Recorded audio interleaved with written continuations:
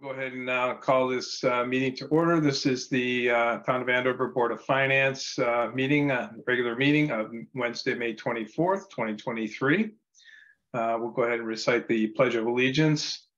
Pledge allegiance to the flag of the United States of America and to the republic which stands one nation under God, indivisible, liberty and justice for all. Okay, thank you. So we have quite a lot on our agenda today. It may not take as long, may not be as difficult as it looks, but we'll try to get through this. The first order of business is public speak. Eric, I don't see anybody from the community other than the community voice channel. That is correct. Okay. Move on to item 3, which is additions, deletions, or changes to the agenda. So, Eric, we talked a little bit about some fund changes, and I see that the way that the agenda is written up is recommendations for fund elimination, but I think we can talk about general fund status at that agenda without having to change it. I mean, does anybody disagree with that? Mm-hmm. Yeah, Joanne? Once you're done with that topic, I just have a question. Okay, yeah. So does anybody have any additions, changes, or deletions to the agenda? Should we add approving the minutes? Well, the problem, I almost responded to your email and I didn't. It's kind of a busy week, but the minutes aren't here. And so I don't know if they're posted online, if everybody got a chance to see them, but they're not attached to this. They don't have to be, but. No, we need to see them. Yeah. Well, next time. That's my question, Mark. I know you said we have a lot on our agenda. Did we get any, did we get any late items today? I checked email all day just because I don't feel like we have a lot of backup for all of this stuff, but I mean, we can get to the agenda items, but. Yeah, I think a lot of it may just be some preliminary discussion, but we can certainly. But so has there been pre-meetings with you and Eric, and then we're going to find out tonight? No, not really. I mean, well, there are a couple of things came up regarding, well, yes and no. We did have a talk about doing some things. Eric will talk a little bit about it. We had a kind of an informal discussion. Jeff McGuire, myself, Eric, about opportunities to do a little better with our cash management. And that's what this stiff fund money market account is. So that was preliminary. We tossed around some ideas. Mm-hmm. And, not to jump ahead, but there was also some discussion about funds, I guess, setting up a fund for school improvement that would be under the town's control. This could be a capital fund.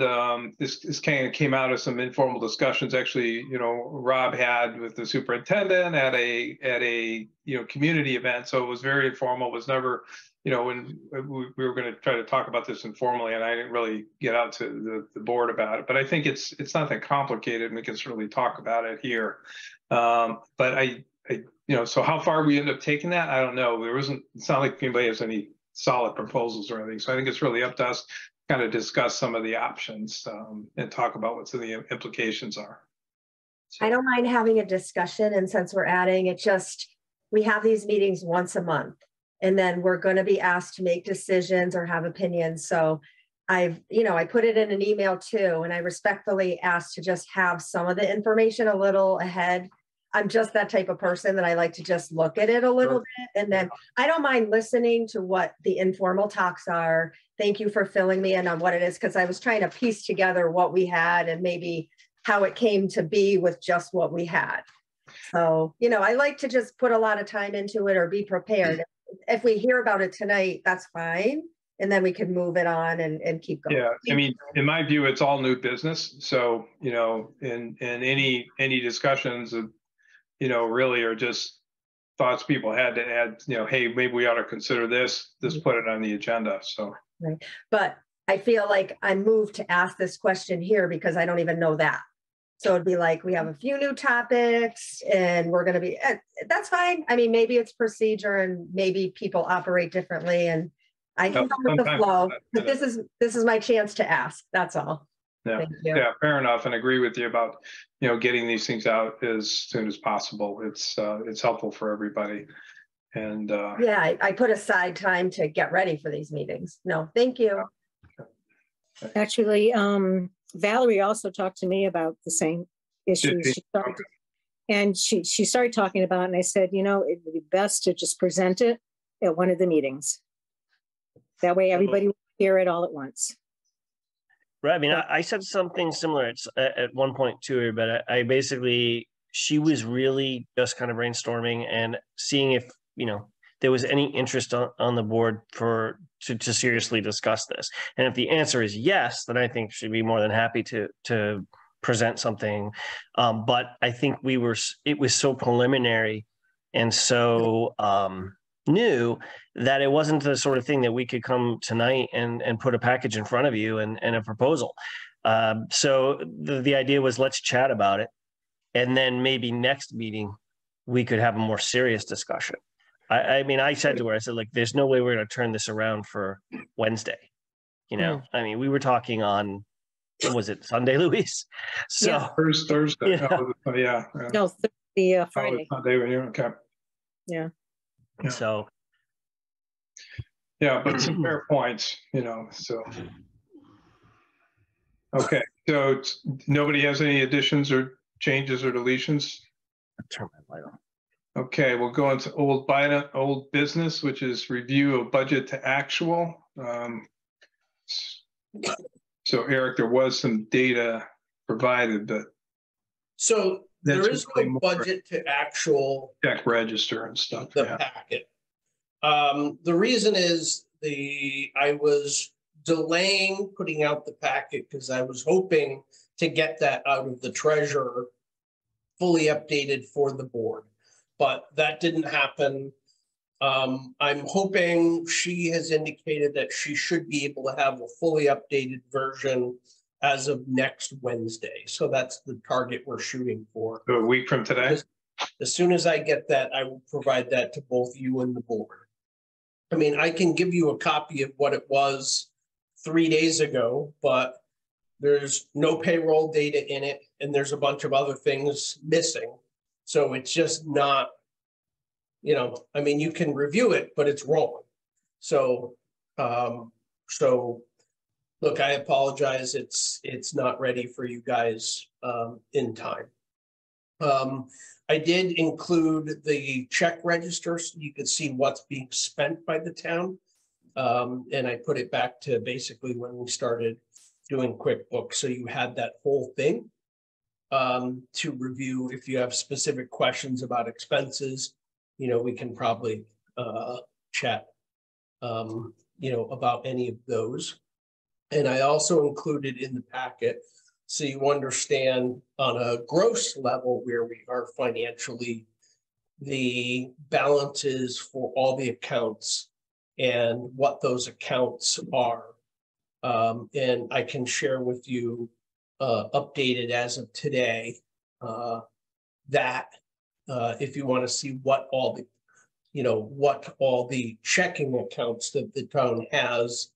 And the treasurer and I spent a bunch of time today figuring out what ones we can eliminate. So the basic idea is that in the past, treasurers have, whenever they started a new fund, essentially just opened up a new checking account and put the money for that fund in that checking account. And it really doesn't make a whole lot of sense to track 25 or 26 different checking accounts. It makes a lot more sense to have pooled cash and just keep track of what you actually have in each of those funds. In fact, the data we have on the funds is a lot more accurate. Like if you looked at some of these funds, for instance, you would see in, in some of them, the amount doesn't correspond. Like for instance, the fire engine fund, it shows $54,000.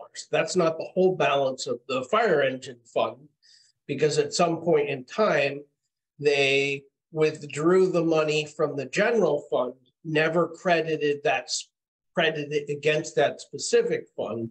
So the totals we have in the fund balances are right, but the amounts in the individual checking accounts are wrong.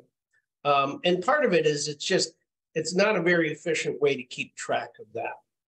So one of the things we have been talking seriously about doing is essentially closing the vast majority of our checking accounts and just dealing with pooled cash and break it out within the budget and just have all that money sitting in the general fund instead of all these individual checking accounts.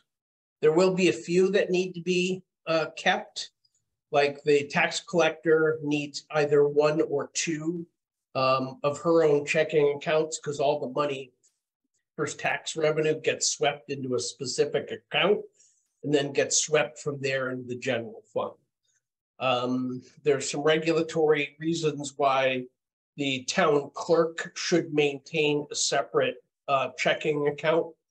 And we probably ought to have one standalone checking account for everything that's under the Norton Commission. And the reason why we're going through and trying to do this now is because, and we'll talk about that a little later, is a decision on the town's part to start using what's called the STIF account. And the reason is we're sitting there, if you look, we've got $5.4 million in the bank. And last month we had a total of like $240 in interest. That's pretty crazy. You know, we should be, by using a STIF account, which is a state of Connecticut run short-term investment fund that's basically backed by the state of Connecticut. Right now, we earn about 5% interest on that. And considering what our balances are, you know, that nets the town, you know, $130-something thousand a year, which is well worth pursuing in my book. So that's why I gave you the list of the checks. In fact, can I share my screen for a sec? Do you have a problem with me? Mark, you're muted.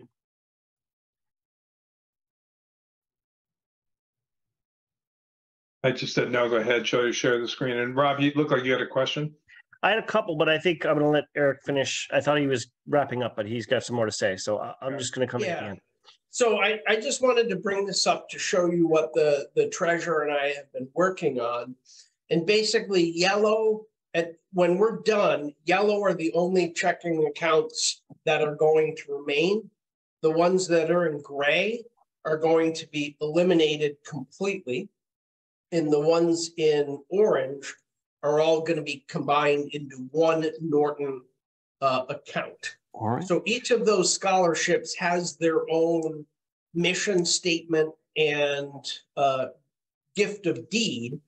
So we can't just make one scholarship. So they'll stay individual scholarships. But what we're proposing is just to use pooled cash, set up one checking account, transfer the majority of that money into the STIF account, so it's actually earning interest in doing what those funds are designed to do, which is accrue interest to be used for scholarships and funds. That's it in terms of that part, unless anybody has questions on that for me. My questions are as follows. Number one, does our auditor have an opinion on this? Have we talked to them about it? Is there any issue there? And the other is the STIF account. What are the, if any, restrictions on that? Is there a minimum, a maximum? Can you have multiple? Okay, so I'll take those in order. Number one, the auditor is very frustrated with how many checking accounts we have. So he's very much in favor of us collapsing this because there really isn't any reason to maintain. Can I just stopping right there? Because that's really my main question. Working an account, why until tonight, I didn't know each fund had its own checking account. So I figured we had these funds because we don't get a lot of info on the funds, you know, balances and lines and different things like that. I know we had multiple checking accounts, but do you know why they were set up like this in the first place? Well, let's just say Old accounting or, yeah. Were set up under my tenure. Under my tenure, we have less checking accounts than we had when I started, but we still have way too many. I think in past treasurers have found it easy to just put everything in its own fund. That way they didn't have to worry about it. And it also meant that because most of those funds have absolutely nothing happening on them, they didn't have to think about them from month to month. They were just set in the back and they didn't have to worry. But it doesn't make sense. And number two, part of the sorry for interrupting, just one more. So, you know, thank you for sharing that part, and then I'll zip it, you know, for a minute and just listen. But I mean, I agree. I guess all the time that I've been on the board, I thought we had the general fund, and then these were just accounting lines, you know, we didn't, so surprised to hear that. I would be more, I mean, I want to hear more, and obviously I'm going to try to sink it all in tonight, but I'm in agreement. I can't imagine having all those checking accounts and reconciling and, you know, everything, when that way I think it would be easier for tracking too, or running reports that we could get when we asked for like the amounts. That's all. Thank you. I agree. It's something that I have been trying to accomplish for a while, 4 years, maybe 3 years. I just never really had a treasurer that had the wherewithal to actually do it and figure out how we could go through and eliminate all these accounts and put everything, you know, essentially in the general fund, just assigned correctly. You know, but now we do. Eric, yes. That 5%, does that change quarterly? How is that determined? Changes daily. Oh, so it's like a money market. It's got to be pegged to something. That's exactly what it is. It's a short-term money market account that's run and managed by the state of Connecticut. There's some explanatory stuff further in the packet, you know, so we're kind of jumping the gun, but I think it's fine to have the discussion here as part of the explanation. But yeah, and we also have a bunch of little legacy accounts that really should be closed. And we've closed a lot of our legacy accounts, but there's a bunch that still need closing. And so the ones right now that I think we can close relatively easy, there's a little transfer station fund. It does not have much money in it. It was for the last renovations at the transfer station. So that fund can be, and fund was set up because the work done to modernize the transfer station occurred over multiple years. So that fund can go away. The Times Farm Bridge Fund, that was a really large capital fund that funded the rebuilding of the Times Farm Bridge. But that project is not fully closed out, but there are no further expenses that we should be seeing from that. So at that point, I don't see any reason why that fund can't be closed at this point. It's maybe slightly risky because the Times Farm Bridge project isn't fully accepted by the state. But since that runs 7 to 10 years after the work is completed, the way the state runs, you know, I don't think we're going to incur any more expenses. So 3 years ago, the Board of Finance put in the budget message for the town.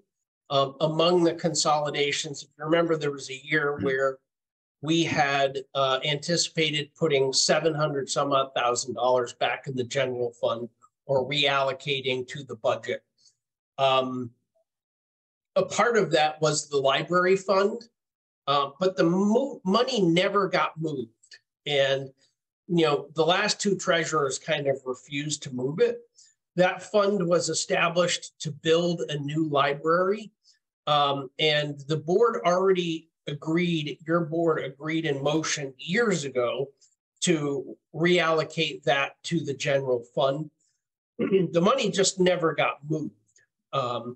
So I think that's something we should do at some point. So you've got that assigned to you're suggesting move it to the Bridge and Culvert Fund and not the general fund? Well, so we can talk about that and we can have a little discussion about that.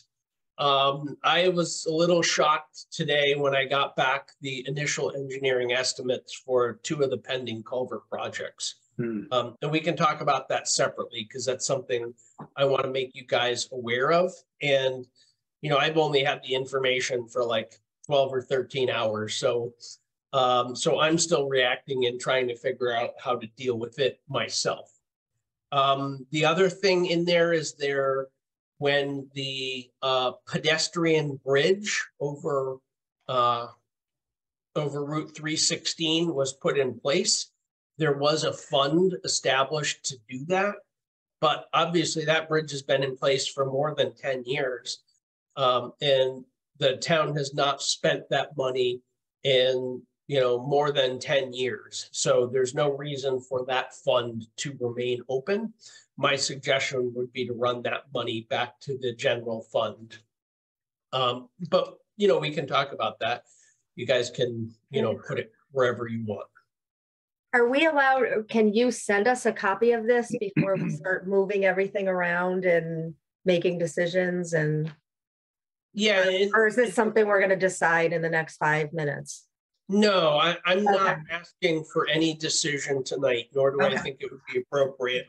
The treasurers agreed to basically give you a synopsis of this and provide the motions for you if you so chose to eliminate the funds. And where it gets a little tricky is that, like, eliminating bank accounts, that's kind of your realm. Eliminating funds, believe it or not, is kind of the Board of Selectmen. So we're trying to go through and figure out what motions have to be made by each board to accomplish this. And we haven't gotten there yet. We were working on it today, but we're nowhere near. I'm just telling you that this is coming. I'm not telling you that it's here now. Okay, thank you. Okay. That is all I wanted. Rob?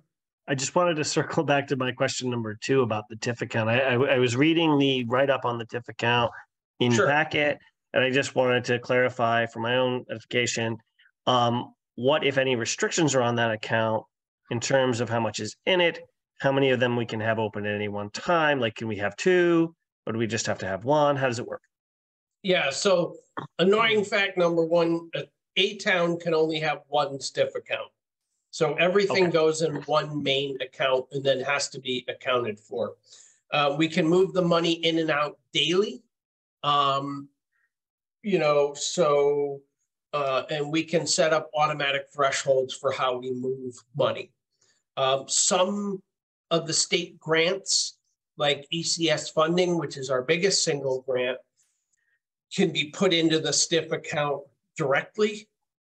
We can tell the state to just dump the money into the STIF account instead of our bank account moving it ourselves. So we can move the money in and out pretty quickly when we want. There's no minimum. I think it takes like a $50 check to start the STIF account. We can certainly put every dime. There's towns that have $75 million in their STIF account. The state has over $1 billion in its STIF account. So there's no upper limit on this. It is backed by the state of Connecticut. So, is it, at least according to the state and the auditor, the likelihood of losing your principal is extremely small. And considering that if you look at our checking accounts, our main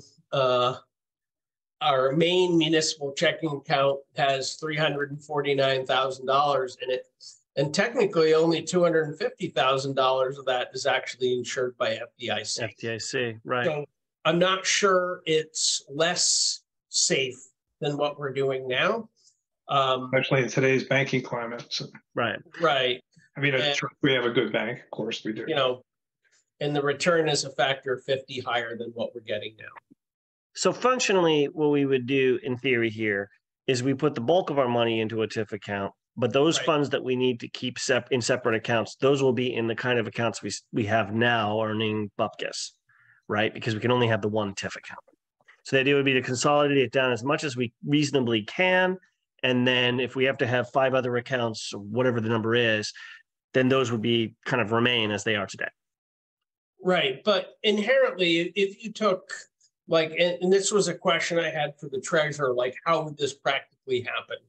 You know, let's say you have a standalone fund right now, the Irene Mooney Fund, that has $11,864.75 as of this week.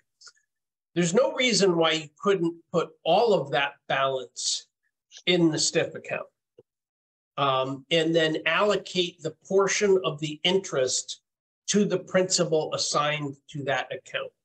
It's a little more difficult, but it's not a hard thing to do. You can have essentially set that up to occur automatically. So, you know, you're not going in every single month and calculating, well, okay, you know, on a daily basis, it was 5.1% today and 4.9%, you know, last week, therefore it's X. You know, that process can be automated. So there's no reason almost everything there, other than things which have some kind of statutory restriction on doing it, can't all go in the STIF account. Like, for instance, one of the ones that we probably couldn't do would be our 2% non-lapsing account, because we don't control that. That is technically, you know, controlled by the school. Therefore, we can't just arbitrarily dump that money into the STIF account. Now, maybe they want to pull it in the STIF account. It would make sense to do it, but that's not ours to do. And same thing with the library grant, but the majority of things can go in the STIF account. But if BOE agreed, you know, to put it in there with everything else, as long as we track it, then we could do it, but they can't open their own, the school. No, I actually, that's something I would have to see whether, I don't believe, when I looked at it, it looked like a municipality could only have one STIF. But it also said there were 400 and some accounts that were there, or investments there, and there's only 169 towns in Connecticut. So there's some, maybe they're all state funds. I don't know, but. Right. I think that's the case, but I'm not positive. And I think there are other entities that were allowed to have, some nonprofits, I think, were allowed to use that also. So that would be an interesting thing to run down before, you know, sure, before we ask the Board of Ed for their call on this, because if they can open their own, maybe that would be more comfortable or what have you. So, well, thanks, Eric. That answers my questions for now. Thank you. Right. Technically, this is in a future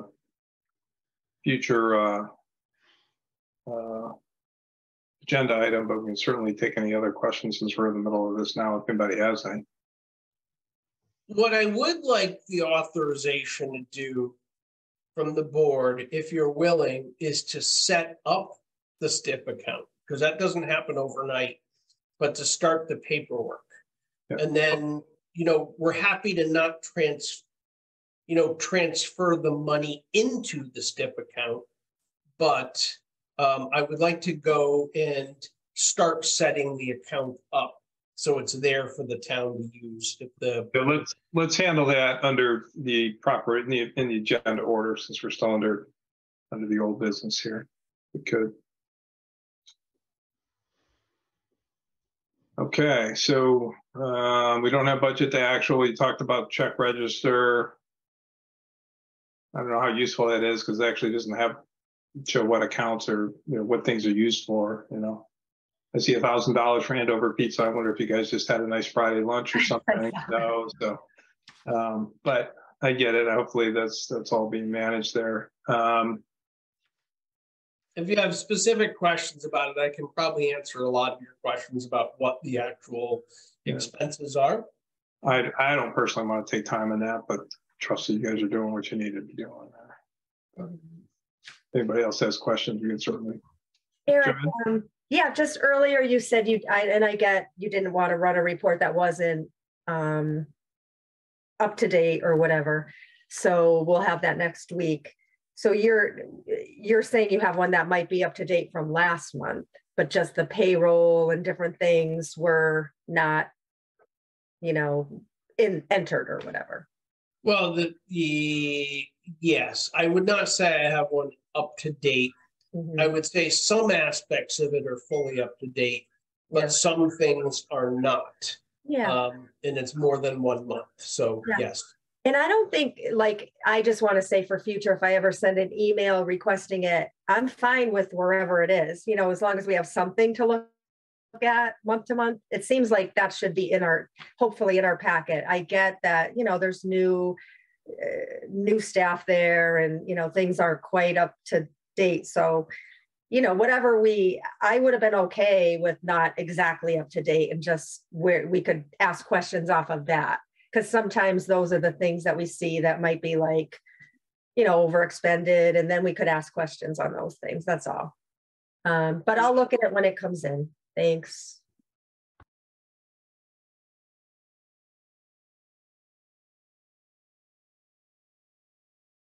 Okay, well, I guess if we have nothing else specifically about that, then we did include the draft review of the policy on financial reports.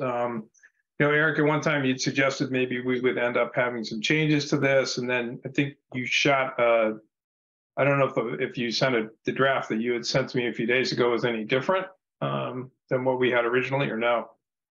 So the draft I gave you a couple days ago was different. Yeah, okay. That was what it would look like if the town and the school recombined their accounts. Per the discussion you and the first selectman had. Now, I think it's probably too preliminary to say that's the direction we're going to go. It's not my call anyway. It's ultimately the two boards' call how that gets handled. But if that occurred, then that policy change would accomplish what you need. Okay.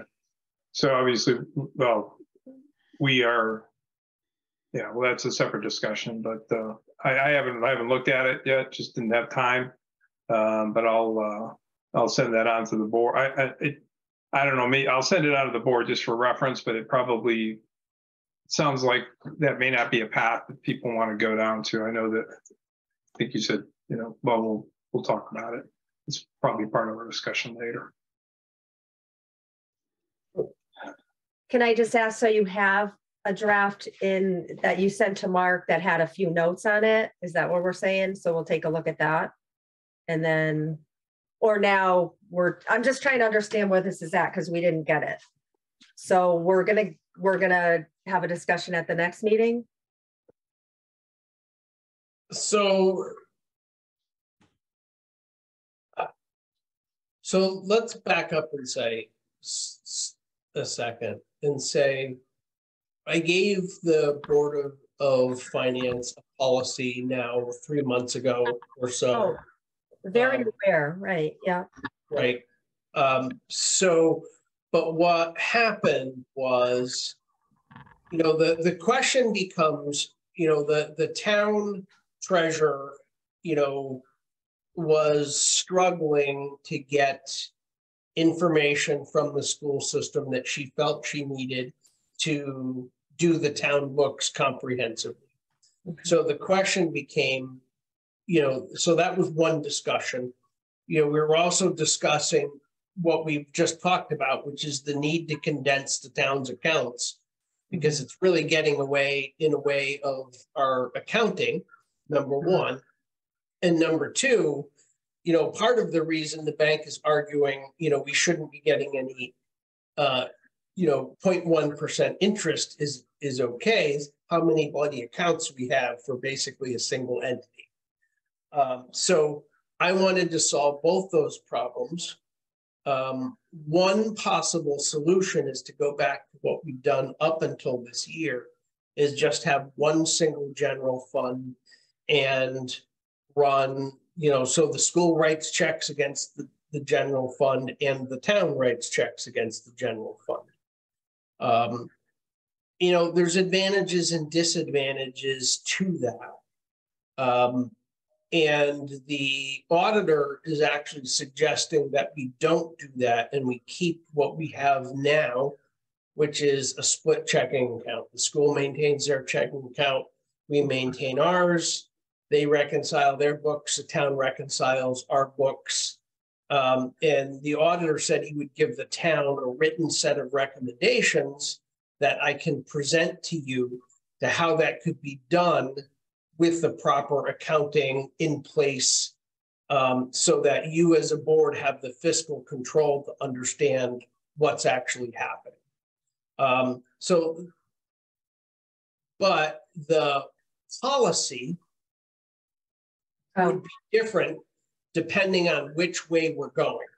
So really what has to happen is before a policy is decided on, a method of control has to be decided on. So we probably shouldn't even have this on our agenda yet, because now we may change everything and have to. Well, yeah, and that is why I sent it to Mark and the first selectman for review, but did not forward it to the whole commission because I thought it was not a done deal that was the approach we're going to take. So if that is the approach we're going to take, that would be the policy that would accomplish that. If we're going to end up doing something different, the policy will have to change somewhat to accommodate that. Right. Eric, can I just say, when I spoke to the treasurer, I thought she was in favor, not recently, but I'm pretty sure she was in favor of, she wished both the Board of Ed and the town, they did things the old way, out of the general fund, because I think, and she is a wealth of knowledge, and she listed a bunch of reasons why at the time. And I think it had to do when she was discussing, again, I know we're premature on that and you all will take care of whatever you want to decide, but I remember her being very much in favor, but you're saying the auditor's not in favor. The auditor favors having two separate, probably to deal with, this side and then this. Yeah. Right. Not deal with, I just mean reconciling, purchase orders. They do things differently. When you work in a school, everything is drawn on a purchase order, encumbered on a purchase order. You can see it right there. And so I get that. Okay. Right. So after the treasurer and the auditor spent a bunch of time on Monday, because the auditors were back in gathering data this Monday, our Mike D, who's our, kind of chief auditor, and they had a discussion and came to the conclusion that Mike's original idea of keeping the checking accounts separate is probably the way to go. So I asked the auditor to write that up so it can be presented to both boards. Now, did he say why? I mean, because like you said, we're having our discussion and I'll remember it since but did he say why it's the way to go? So in a nutshell, I don't mean to make it, Yeah, so the real question and what the treasurer was most concerned about is that, so number one, you got a series of competing state laws which says who's responsible for what. Because a treasurer is technically responsible for everything and all funds, including the school, she was stuck with not figuring out how she could provide the data to the Board of Finance, right, to to essentially maintain accountability. And what the auditor has said basically is that, look, number one, you're giving them the money, so they can't spend what you don't put in their account. So your first hard physical control is you only give them their budgeted amount. So they can't exceed it anyway because their checking account will be dry. So he said, that's the first thing. And he said, secondly, in a lot of towns, there is a completely separate reconciliation. Now, Cheryl's coming from smaller towns, and smaller towns mostly do combined reconciliations. Mm-hmm. But bigger towns reconcile independently. Mm-hmm. So what Mike has basically said is there's nothing wrong with reconciling independently. The only thing you have to do then is you have to have some kind of an agreement that they have to provide the reconciliation monthly to the treasurer and to the Board of Finance. And if they do that, then, you know, you have two controls. One, you have a reconciliation process in place. Two, you have the same essentially split authority to pay for things, because every check still needs two signers, and you still have the approver separate from the person who actually physically produces the checks. So you essentially have the same checks and balances, just shifted to the Board of Ed. Mm-hmm. But as long as they provide that information to the Board of Finance and to the treasurer, now what remains to be seen is whether they will provide that information to the treasurer. But I suspect if you present them the alternative of this is how we would like to do it, this provides you the independence you want, and oh, by the way, the alternative is, you know, we just stop funding your checking account and we make you write out of our checking account. That's probably, you know, that seems like a compromise that will get us out of the flat out fight between the town and the school right now, at least on maybe I understand. Thank you for, and that's a lot of information. I appreciate it. I just feel like, and I don't know if I wish it's such a small overall budget, you know, and they get a certain amount approved. So there's no really, there can't be any extras going anywhere. It just, so would we have to then pay two auditor, you know what I mean? They'd have to be audited separate and all of, you know, those kind of things. I hope this isn't just to keep peace. You know, I hope that we could all work together and just, you know, it's not that big of a budget. So maybe the problem's bigger than I'm seeing, but I mean, I just remember with talking with Cheryl, she thought there were so many steps that would be so much easier and easier to track and follow if just the treasurer controlled it, since we're such a small town. That's all. I mean, I'll listen to whatever comes down. Thank you, Eric.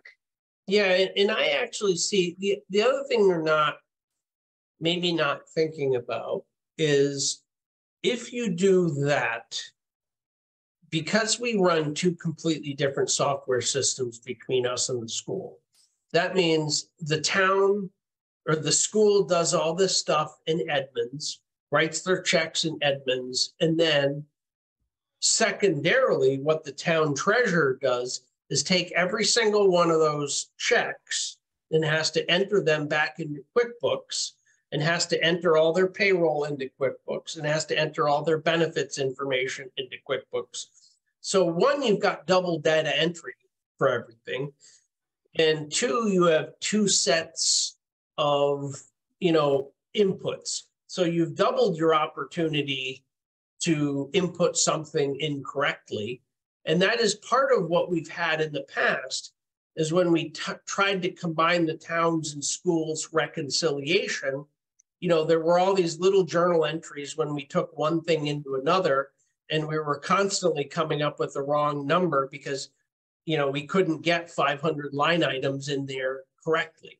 Now, we have probably more competent staff right now than we've had in the past.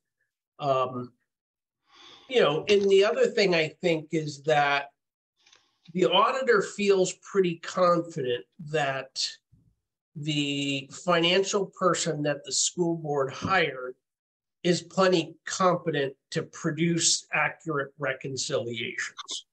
So at that point, I don't personally see the. No, thank you for bringing up the dual data entry. You know, we're not on the same system anymore, which, yeah, no, that's a huge fact. I get that. That alone is a huge fact. Nope, that helps. And there are different people in those positions now. And yep, thank you, Eric. Again, that's, I understand it.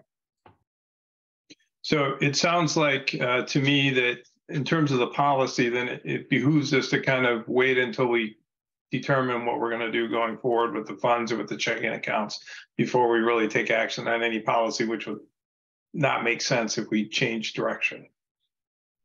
That would be my take on it. All right.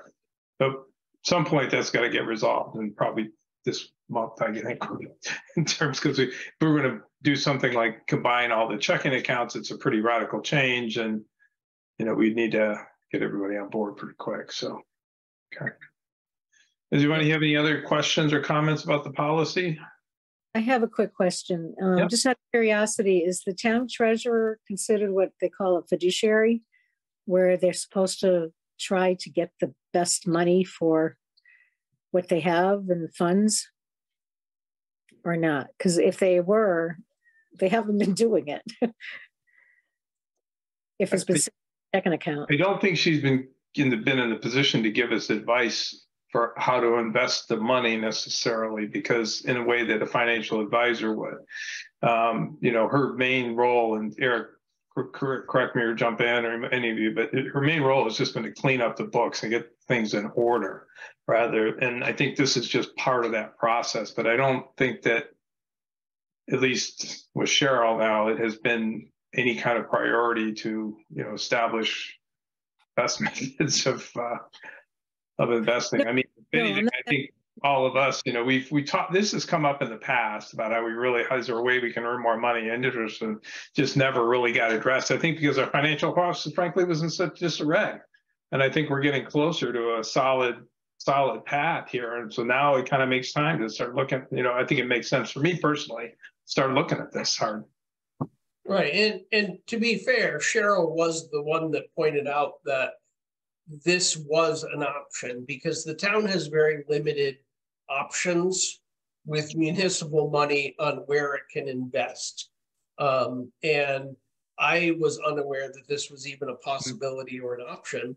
And she was the one that said, hey, you're kind of crazy leaving this in your checking account. You got all this money sitting there. You're making $200 a month in interest. That's nuts. Here's what we can do about it. So that's part of the reason why we're doing what we're doing. Surprising that the CCM or something doesn't flag this for people, and maybe they have in some of their communications or seminars, but at least we know about it now, I guess.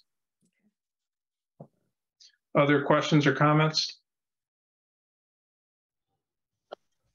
Okay, well, I guess hearing none, let's move on to agenda item 5, which is new business. This is our first item is 5A, which is the motion to set the mill rate for the 2023-2024 fiscal year. Anybody have any discussion on this, or just we can go ahead and set the mill rate also? All right, I just have one comment I want to make on this. Okay. Is that, and I am all in favor of setting the mill rate now. I am just I know what you're going to say. As a board, that the state has not passed a budget. They're not going to pass a budget probably for another 10 days or so. And, we're counting, $2.2 million in state funding, which isn't guaranteed until they pass a budget. Do I think we're going to get what we're budgeting for? Yes. But am I sure? No. So that's all I want to say. Can we come back with a special meeting and say, oops, we were just kidding? Reset it or the state was just kidding, I guess. I mean, the only other option is we kick it, but quick question. Didn't we have to fix something, Mark? Something very minor that that's already been sorted out and we know what the mill rate should be. There was we had to move some money for contingency because the budget that got passed at town meeting was missing some small amount. Yeah, there was $500. Yeah. I think it was like 400 something. I remember. Yeah, that just didn't the way it was set up. It just didn't get captured in the subtotal. So the reality is that the town passed a budget with a certain line item of So 9,000,000 oh, that's the 12,469,060. Yeah. And the only thing that's a little bit of a discrepancy is that that was listed as a line item, but it's not actually reflected in that budget. Right. So what my suggestion was that we, if we want to fund that line item for the amount, then we probably would just make a budget transfer from the contingency or general fund, and we should. And therefore, the mill rate isn't affected, right? Okay. Mill rate won't be affected because the town voted on a top line budget. Yep. And the mill rate was based on that top line budget, so it really doesn't change anything from town's Right. So the question just becomes whether we do this now or if we wait for the state. Okay. Correct. Yeah, I think so. And just for the record, that tiny formula error was in the budget file since, I probably when I went to the Board of Selectmen, I don't know if something got goofed up there or whatever in the process, but none of us caught it. And that's another lesson learned. We'll go through all the formulas next year, make sure that they total up properly. Again, didn't really change anything in any material way. It's just that it did list that one line item for that one, and I can't remember what it is off the top of my head. But it didn't really change the dollar value.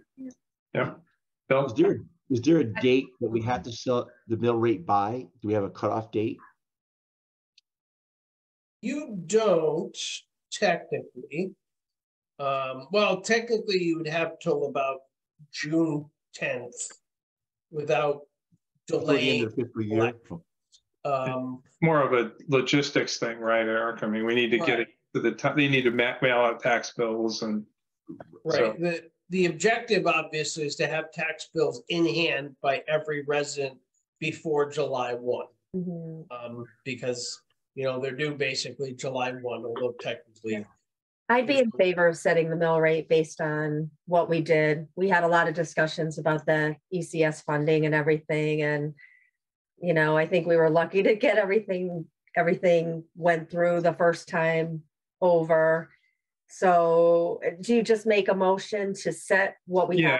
So I think that the motion would be to set the mill rate at 31.29. Yeah. Which is what was approved at the referendum. So what would be the process if Eric's scenario played out where we didn't get the funding that we expected to get from the state, to just have another meeting and reset the rate again, or how does that work? Yeah. It's a good question. I don't know that the charter really addresses how we would do that if we can change it, but I don't know why we wouldn't be able to. It doesn't really prohibit it. I don't know of any reason to do that. Okay. Yeah. So I don't know the answer to that. I would assume once you've set the mill rate, that is the mill rate. So what would happen if we fell short is what I'm saying. If you have a mill rate of X, we don't get the funding we expect from the state, you're going to fall short somehow, right? You're going to. And Bill, There's a supplemental. You'd have to do a supplemental. The budget, or you do a supplemental appropriation. Yeah, the supplemental. Yeah, we'd have to do something. But Bill, we had long discussions where we're really fairly confident that it's going to go through, not to, go, or we wouldn't have, decided on this and added it back into the budget. I think it was a $60,000 difference or something. So it's not the 2 million to whatever Eric said. I think it's a $60,000 difference that we'd be looking at. So either that was for the educational cost sharing, right? But yeah. Oh, right. So yeah. But it's just a state process. It's been voted out of committee. So it's gone to the legislature in general. So from a political standpoint, we're not a divided state. You've got a governor of the same party as the majority in the legislature. The chances are that this is going to go through without a whole lot of issues. So that was kind of the basis on which we decided just to proceed with some of that. And I think Joanne is correct that there's probably not much risk to going ahead and setting the mill rate. And hopefully they won't do something crazy like reduce the amount coming to the towns. But at this point, they'd have a lot of unhappy citizens on their hand because there's a whole lot of other towns in the same pickle we are. in schools and towns in general, not ours, luckily, but they're facing a lot of cuts from the grant funded things that happened during COVID and increased cost through inflation. So this would just, be another thing that would really set everybody. So hopefully, that's another. I don't think the state would want to do that. It'd be hard too. So yeah, it's definitely a different feel this budget cycle to, I remember many years ago where it was really touch and go. Everything was on the table. We were looking at potentially losing significant funding. Something happened, but this time around, it's likely it's different. I was convinced that you guys know I was a little skeptical of proceeding, and you guys convinced me it was okay. And I've come around on this. I agree. I think we can proceed, and we're probably all right. It's ideally in my perfect world, we don't do it until we're sure, but we're pretty sure. So okay, that's basically my take. Rob, you're in insurance. You deal with probabilities all the time. Come on. I'm a claims guy. I'm not an actuary. Fair enough. And let's be honest, there is more than $60,000 in uncertainty in the total amount of revenue the town will collect anyway, because you never know how many people are going to pay their taxes. So, I mean, we've been lucky with that. So the towns can adjust that kind of dollar value, especially if you know it early enough. You can figure out how to trim that overall if you have to. So I think you're safe setting the mill rate if you so chose. I figure it was my duty to remind you that it's not actually set in stone at this point. Right. So what's the figure again? 32 point what? 31.29. 31.29. Yeah. If people are good with it, I'll make the motion. Yes.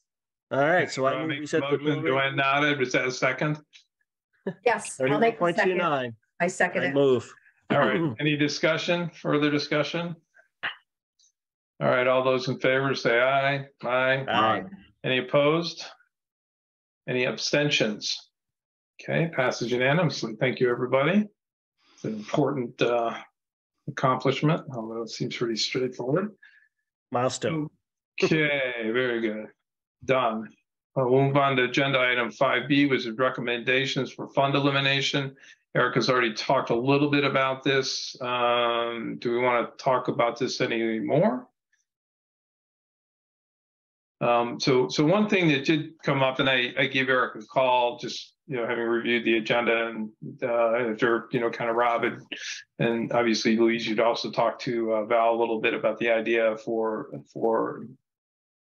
the school, any extra money left over at the end of the year being returned to the town for potential application to a school specific fund. And as I understand it, and you guys talked to Val, I didn't, but her point, and I think it's a valid one, is that right now there's no real incentive for the school district to try to save money at the end of the year. In fact, there's a disincentive because they're concerned if the Board of Finance doesn't allow them to roll that 2% into their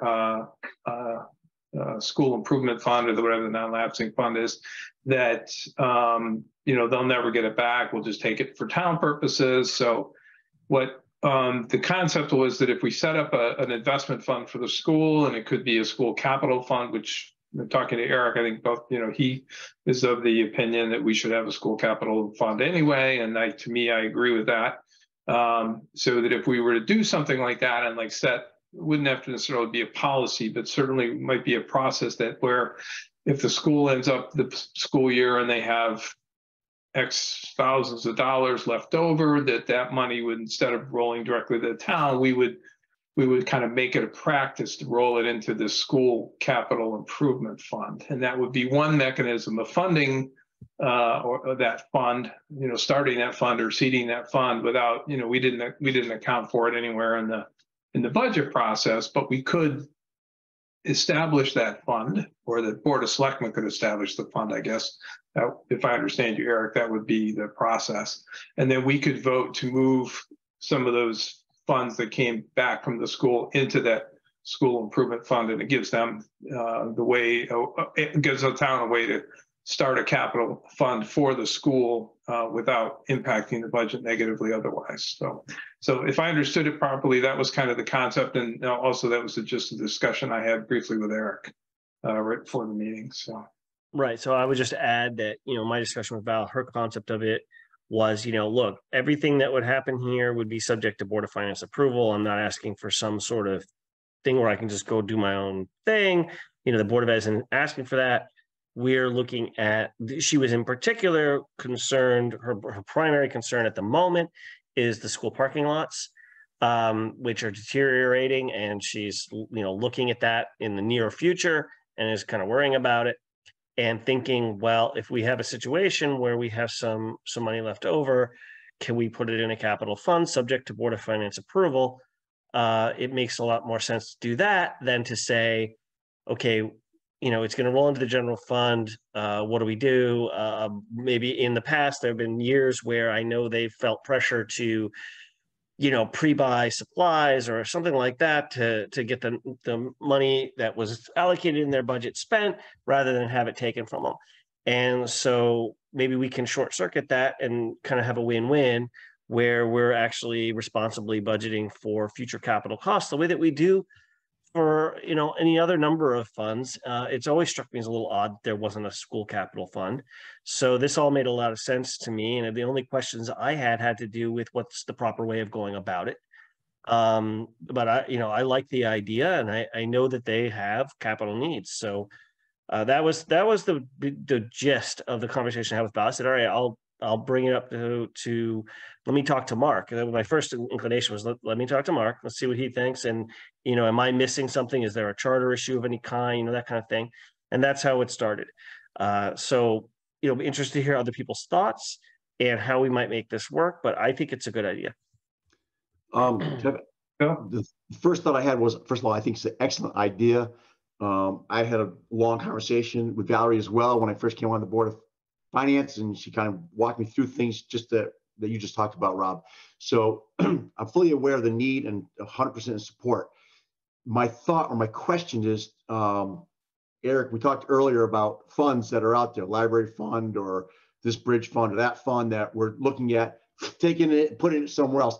Would the town have the ability to say, oh, you know what? Just kidding. We're going to take that fund that we've been building for the last 10 years and we're going to do something else with it. We're going to get rid of it.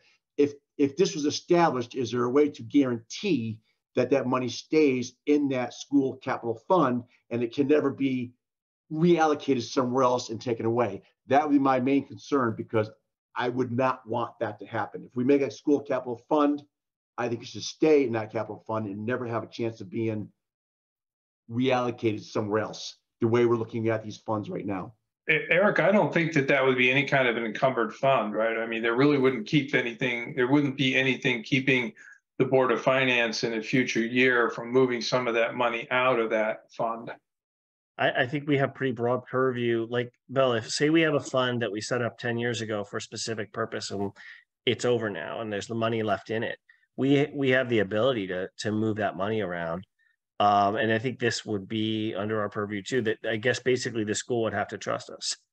I think that's how it works. I have to trust it. So, I think that's how it would be. I don't know if there was a process where we can reassure them more that we wouldn't do that. I certainly wouldn't want to do that.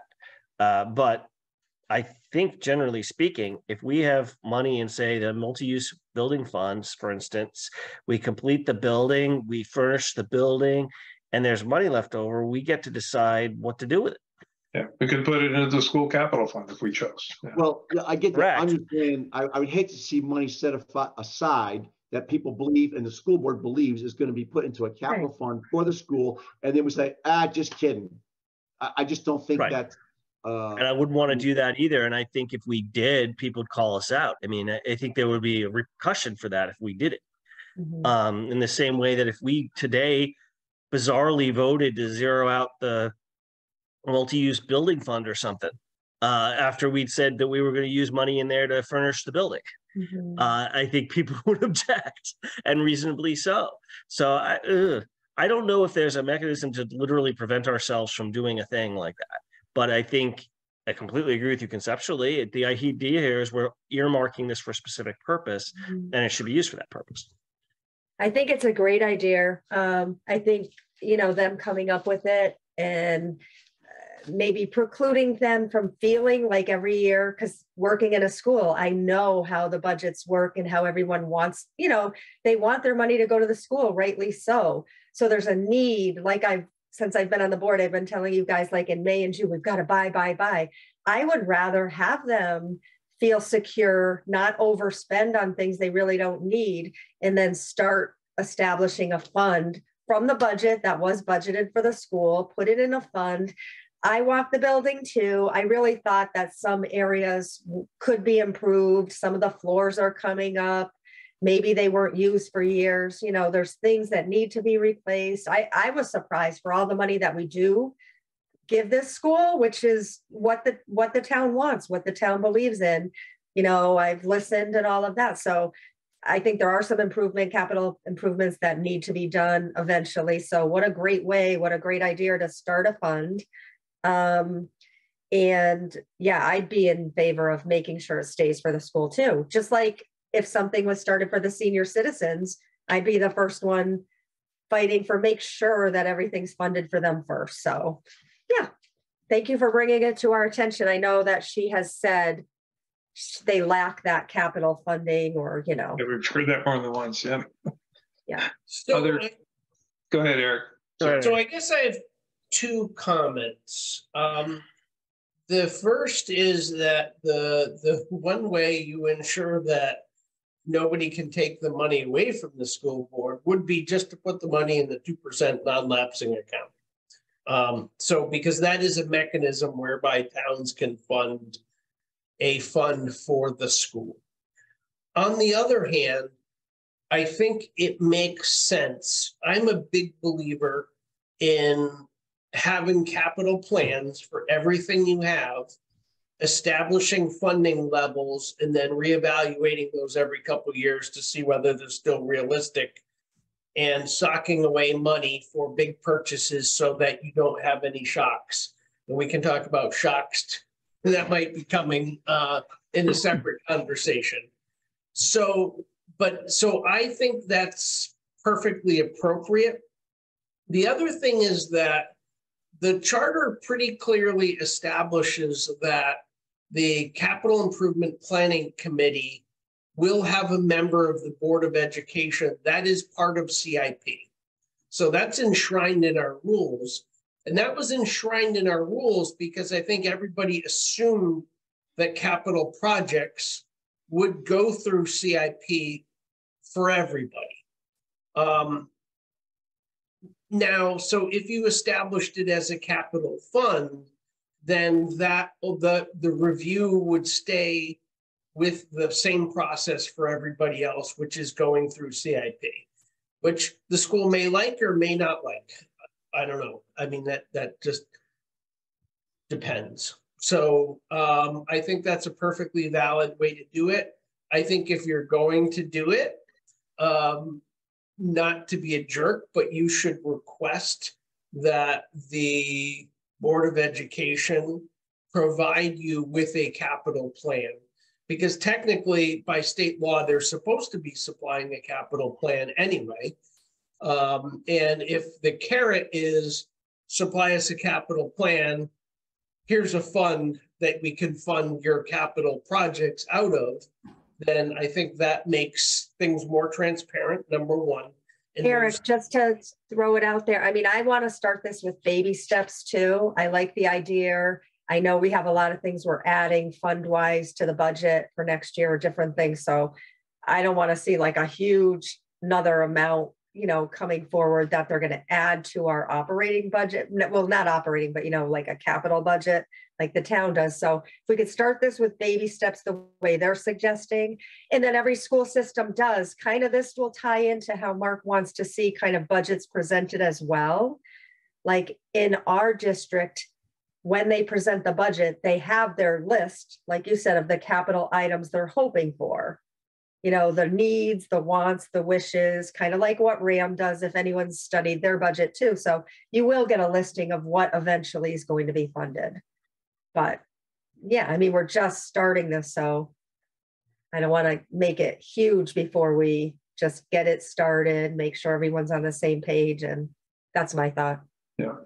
Well, I think we can always establish the fund with however much, we roll out and it comes back from the school. And it's not going to be an enormous amount. But, Eric's point still stands that before we were to, say, put some type of additional funding mechanism in the budget for next year, we would want to see a capital plan that made sense, that supported that level of funding. So we certainly have that option going forward. So I think we can get the best of both worlds potentially there. So. And the other thing I think is that it has the chance, of making things, kind of more transparent. And by that, I mean, it's not that the school's not making capital purchases, they are. It's just they're making them essentially through either grants or their operating budgets. Like, I mean, they just added another $25,000 worth of ductless foot systems to the school for a couple of the classrooms. I mean, there's no capital line for that. And at the town level, that would be a capital expense. We recognize that as a capital expense, but there they run everything through the operating account. So this, I think, would make their process, in a sense, more transparent, because they would do what they're doing already, but they would just have it separated into operating expenses and capital expenses. I like it. And I just don't want it to be, I would like to see the town and the Board of Ed come together. So I don't want to, by me being I don't want this to be another segment. That's why I said if we do baby steps of the divide, I'd like to be the board that tries to bring it together rather than, that's my purpose, because that people will jump on it with more spending and question them. And I'm trying to, not have that happen. I think we can do this in a collaborative way, and as Eric says, in a way that actually could help us understand better what, for instance, their capital needs are. I don't think I see no reason why we wouldn't ask them for a capital plan. That makes total sense. That's good. Other questions or comments? So, Erica, if the Board of Selectmen is the governing board that establishes the funds, then it sounds like probably the motion to be made here, if any, would be that the Board of Finance make a recommendation to the Board of Selectmen to establish a school capital fund account that could potentially be used or funded with the money returned from the school at the end of the year. Because we can't do it on our own, if I remember that. And you said something about earlier what the attorney's opinion was. I sent you the copy. Let me pull his opinion up and read through it. Yeah, I didn't see that in the charter, so I wasn't really sure where that's coming from. But right, like we can change things in existing funds, but they have to establish it in the first place. Is it also true then that they would have to, if we wanted to get rid of a fund, that has to be something they do too? Like if we zero a fund out and say, okay, we don't need this fund anymore, does BOS have to bless that? Is that the way it works? So if you want, I've got his legal opinion up. I'll share it with you and you can read it. And that way it'll be more obvious what, because I think he did a relatively good job of explaining it. So let me do that.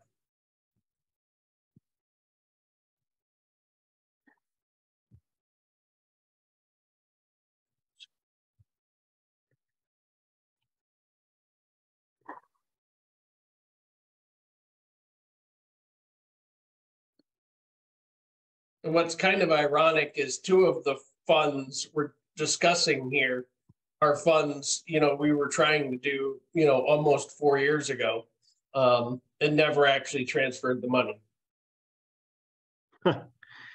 So can you can we scroll down? Yeah, scroll down. I think the relevant language is probably down. Apparently been either fulfilled or abandoned. You asked me to determine.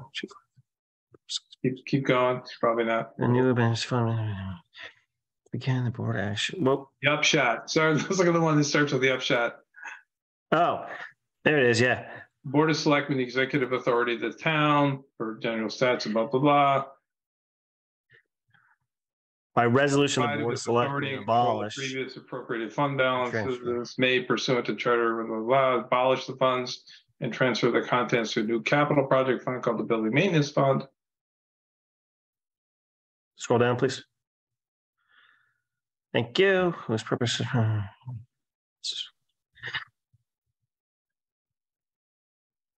So this is talking about getting rid of funds, but Yeah, it consolidate. doesn't really talk about setting up a new one. But it would stand to reason.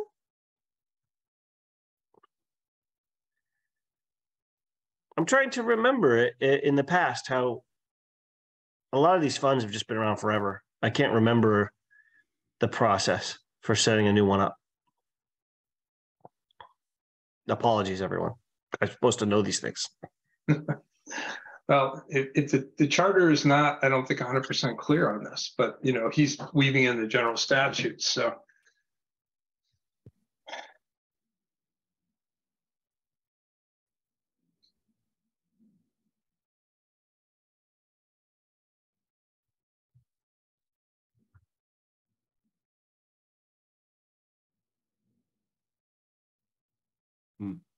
So I think Previously probably the safest thing would be if the Board of Finance made a motion and recommended to the Board of Selectmen to establish the fund. I'm sure they would agree with you and establish the fund. And if both boards have made a motion to that effect, I don't think any Kind of moot, right? Yeah. Right. The only issue here is if they disagree with us, right? right. Yeah. And I don't have a sense. I don't know. I mean, you guys said you talked to Jeff McGuire a little bit, maybe, but or that was about the other issue. I haven't talked to any of the Board of Selectmen about this yet. Yeah, there's really nothing in the charter that I can see in section 403, but anyway, so. All right, so I think Eric makes a good point that probably the way to do this is to just, you know, vote in favor of the creation of a school capital improvement fund and request that the Board of Selectmen likewise consider and approve such a fund. And if nobody has any, I'm going to go ahead and make that motion. I usually don't make the motion as chair, but I'll go ahead and make the motion just as stated that we recommend or we approve the creation of a school capital improvement fund, or I call it a school capital improvement fund, and recommend that the Board of Selectmen likewise approve such fund. Second. Okay. Can I make one suggestion if you're going to do it? And, Yeah. and I definitely agree that you probably should do it. You recommend that they transfer the money from the Andover Elementary School Expansion Fund into that fund. I was going to originally suggest you put it in the 2% non-lapsing account, but if you want a way to put a quick small amount of money into it, that puts $8,500 or $8,700 in that account right from the beginning. Okay, so I'll withdraw my motion and then restate it. So a motion that. Mark, before you Yep. do that, should we also put in the language that we want a capital improvement plan as part of the motion? Does that need to be in there or no? I would just communicate that to the Board of Ed separately. Okay. And, you know, let's not muddy the waters too much here on this, would be my preference for this motion. Right. So I'll restate the motion as follows. So the Board of Finance approves the creation of a school capital improvement fund and recommends that the Board of Selectmen likewise approve the creation of such fund and transfer the remaining balance from the Expansion fund. Expansion fund. School Expansion Fund, thank you, to the newly created School Capital Improvement Fund. And I will re-second that. Okay, thank you. Further discussion? Well, Yeah. I'm sorry. Still feel Yeah. a little new to this. do we have to include the language in that fund that states how the money would come, from the Board of Ed's leftover monies, and that's what would fund the capital improvement fund? Does that have to be in there anywhere, or is that not necessary? I don't think it has to be in there. Just, Okay. we certainly could state that for the record. I think we have by nature of this public meeting, and the minutes thereof. But, again, there's not really any necessarily enforcement mechanism. We certainly have stated our intent to fund that, at least in part, with the monies left over at the end of the school year budget that the school transfers from the school to the town. Joanne? No, does Brian want to go? I didn't. Brian, did you have a question? Oh, sorry, I was coughing. Sorry. Okay. Can I get some water? Yeah, no. My particular question is, by naming it a school capital improvement fund versus the first version of a school improvement fund. I mean, obviously we want it for capital funds and we understand that's probably where the needs are going to be, but would naming it a school improvement fund give them a little more leeway to how it could be spent? Well, there already is a school improvement fund, right? Well, we're transferring, but I think the money that they call that lapsing, I think they call it a school improvement fund. Right. Just a thought, to leave it a little bit more open. I mean, clearly they want to get some capital items done eventually, and that was the plan as our discussion rolled along here, but just a thought. I mean, it was very much presented to me as capital projects. Oh, yeah, I think that they're probably going to stick to capital projects, because most of the incidental stuff, maybe school improvement, could be painting the walls, and if that's $6,000, they're probably just going to fund it out of their general fund. They're not going to mess around. Val's worried about tens of thousands of dollars for parking lots and stuff like that. Understood. So I think this was really aimed at capital, and I think naming it capital, personally, I think it makes sense. I also don't think that the name of the fund is ultimately 100% dispositive. Like, if we saw a need, just because it's called the capital fund, it doesn't mean that we can't fudge something. But I honestly think that was the intent as it was described to me. Louise, if you got a different story, but this is what I got, that it's very much aimed at capital projects they see coming down the pike to set aside for, just like we set aside for a fire truck or something like that. Okay. So I think it's fine. I think it's named appropriately. That's a good point. We do have the flexibility, probably, Robert doesn't listen. Because it's a capital fund, do they have to have like a separate CIP for the school, like the town does? Well, no, what Eric was trying to make earlier is really any capital expenditures are supposed to go through CIP, regardless if it's town or school. Oh, okay. They operate to start. Come to us separately, but it really is part of the same process. All right. There are a few things like that aren't quite as clear, and that some of the things haven't been followed. For example, technically, they're supposed to, every time they move something from one fund to another, they're supposed to advise the Board of Finance, just like the ERC does. So, well, we have to prove it for the town, but they're supposed to advise us. So. Right. So, I mean, I think that the pattern and practice would be that we would impress upon them that in conjunction with putting together a capital plan, just like the other town departments do, let's funnel that through CIP like everybody else does. And then we kind of bring them into line with everything else, which actually makes a lot of sense. It's just a good practice. It would be to their benefit long-term, for the school district's benefit. And we get into the situation where there's not some giant surprise. Hey, they told us 5 years ago they needed X, and nobody feels blindsided. I mean, right. Yeah. A lot of good reasons here. Yeah. So. I would state that I am wholly in favor of them establishing, or a capital fund being established, because that makes a lot of sense. I mean, I would love to see their budget presented that way, with operating expenses and capital expenses. I mean, that makes sense. RAM does it that way, right? I mean, it's even separate on the referendum level. Okay. Further comments or questions for the board? Okay, hearing none, I'll call for a vote. Are you good, Bill? I guess I'm still with like if you have this capital fund, maybe for everyone's sake in the town, that if the wording was in there, that they understand that it's being funded by the leftover money from their budget, just lets everybody know that's where the money's coming from. I'm not sure if that's important or not, but it just seems in my mind like people wonder where's the money coming from that funds this capital fund. Is coming from leftover funds from the Board of Education. That's what's funding it. Now everybody knows where the money's coming from, and the Board of Ed knows that that's where the money's going, and that's how it's going to be funded.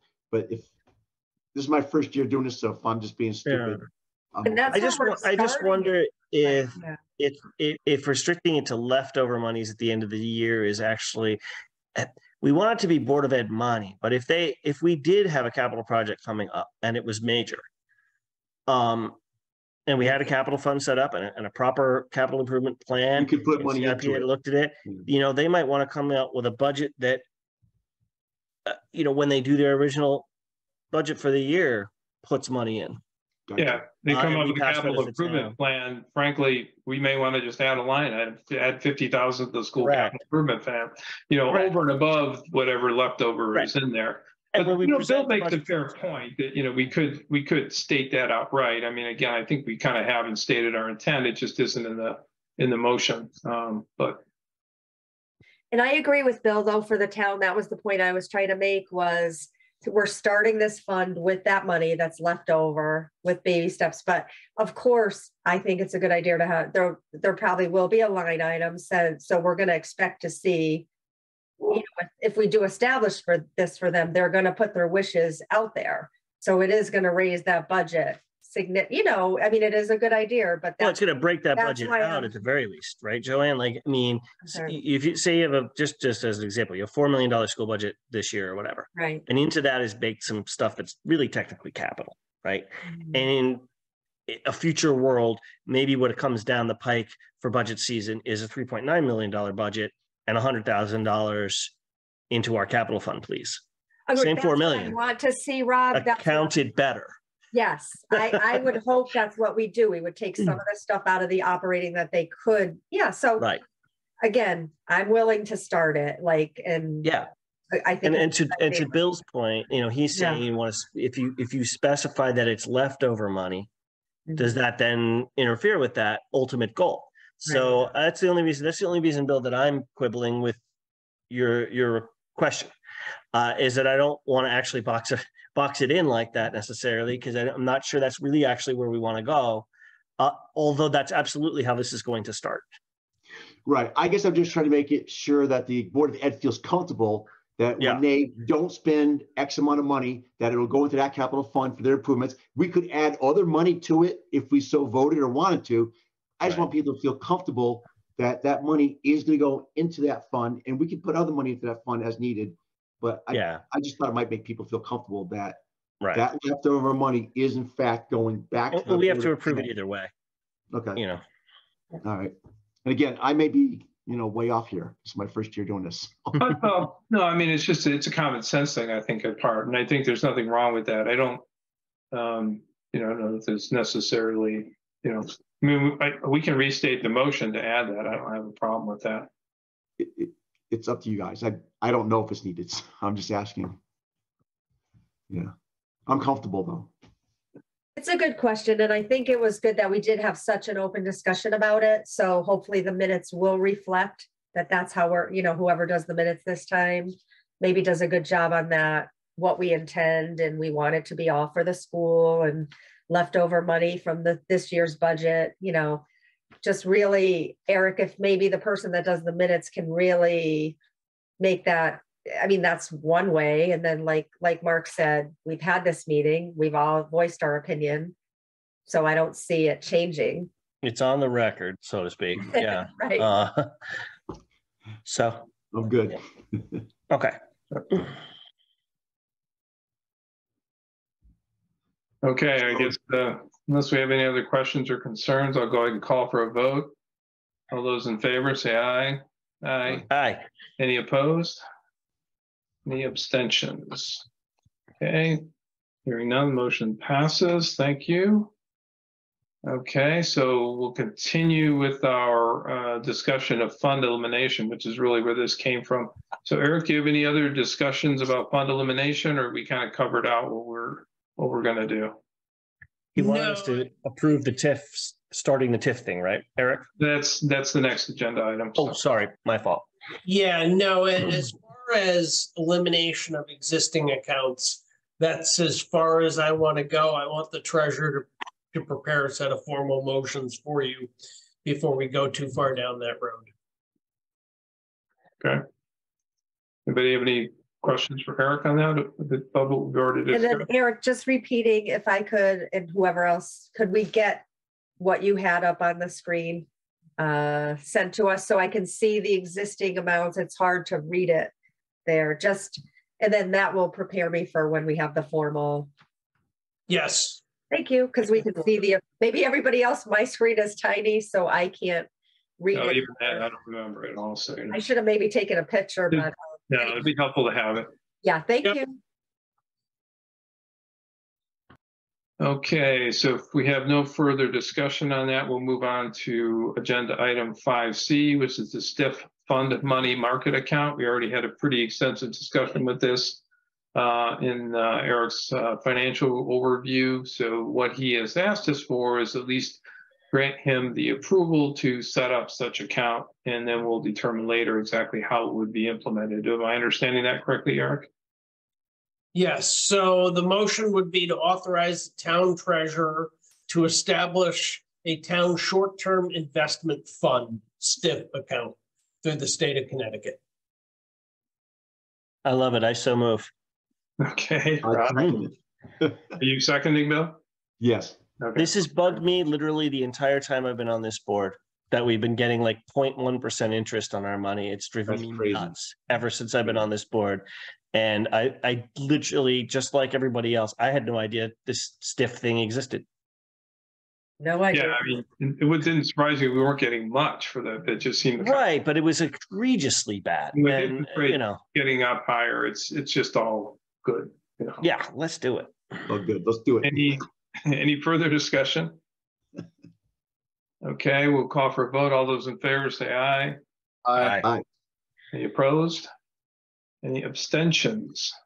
Okay, hearing none. We will move on to the next agenda item, which is 5D, audit delay. Eric? Not things we want to hear.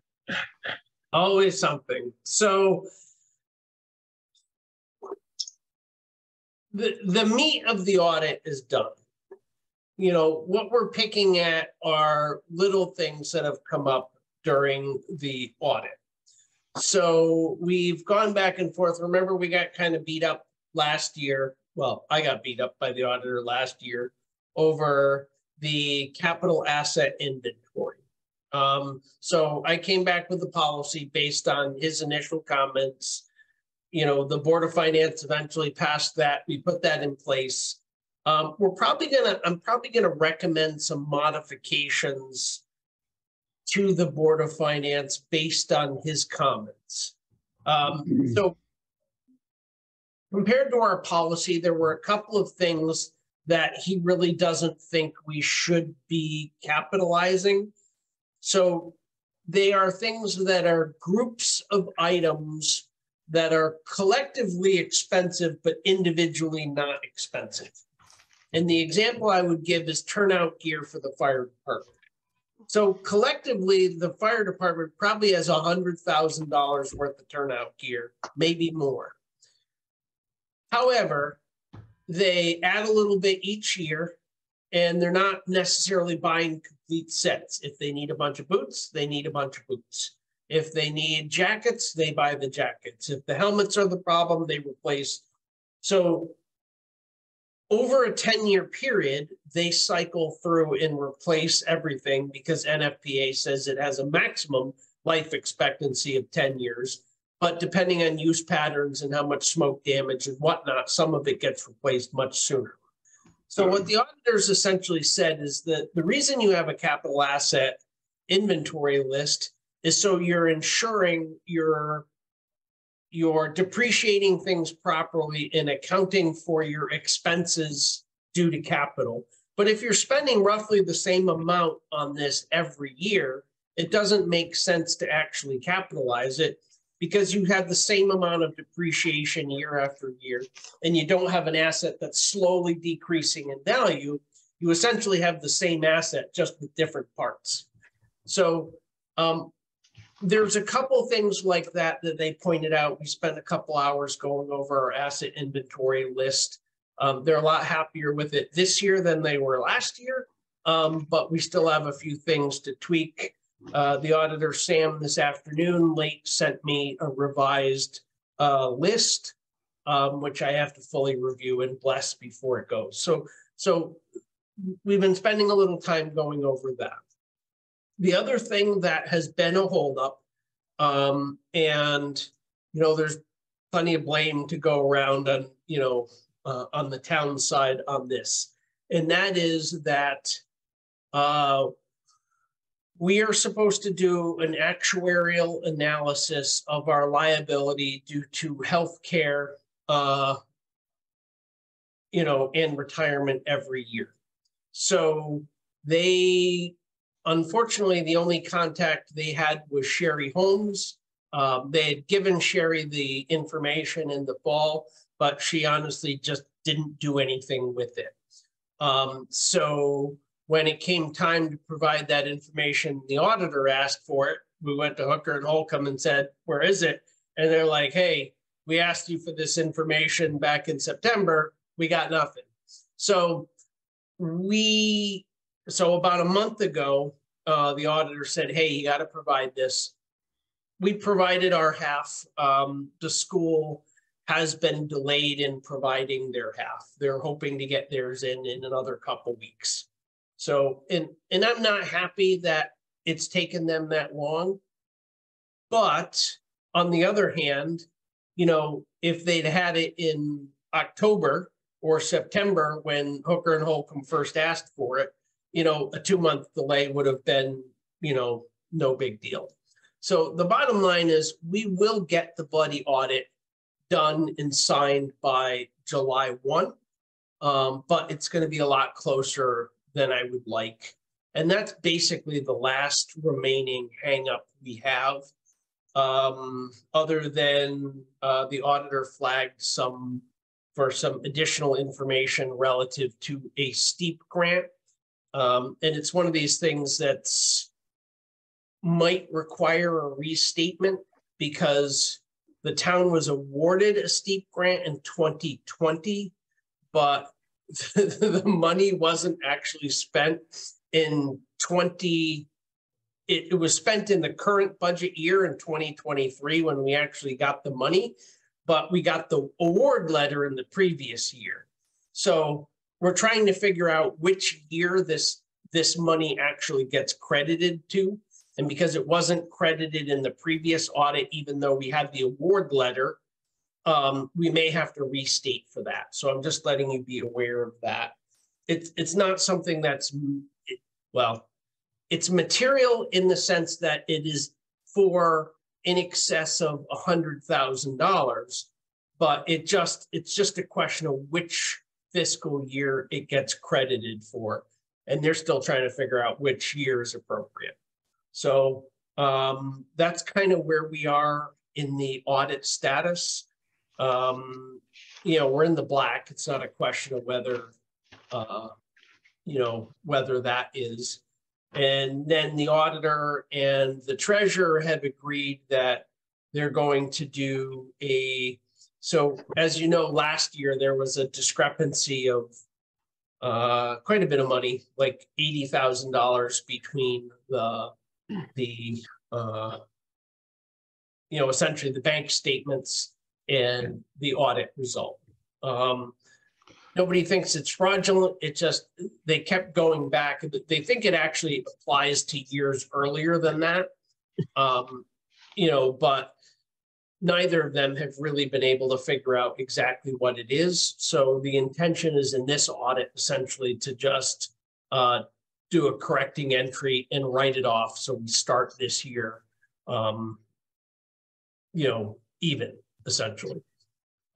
So that's where we're leaning towards. I haven't gotten the official, draft audit yet. I've seen most of the draft audit though.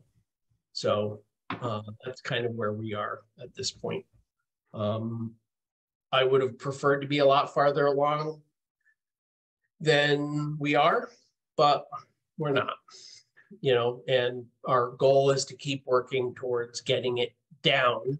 So we're either audited on time or, we're producing the thing in January. So we have the details prior to the budget season, because it's very difficult going into the budget season, when you don't really know what your official unexpended fund balance is.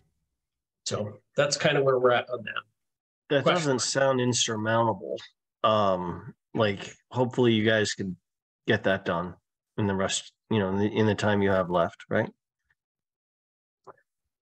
To be on time. Yeah. I mean, the real question for me is, can the Board of Finance get the information to Hooker and Holcomb? And can Hooker and Holcomb turn around the actuarial analysis in time? And the good news is that is just basically a standalone thing in the audit.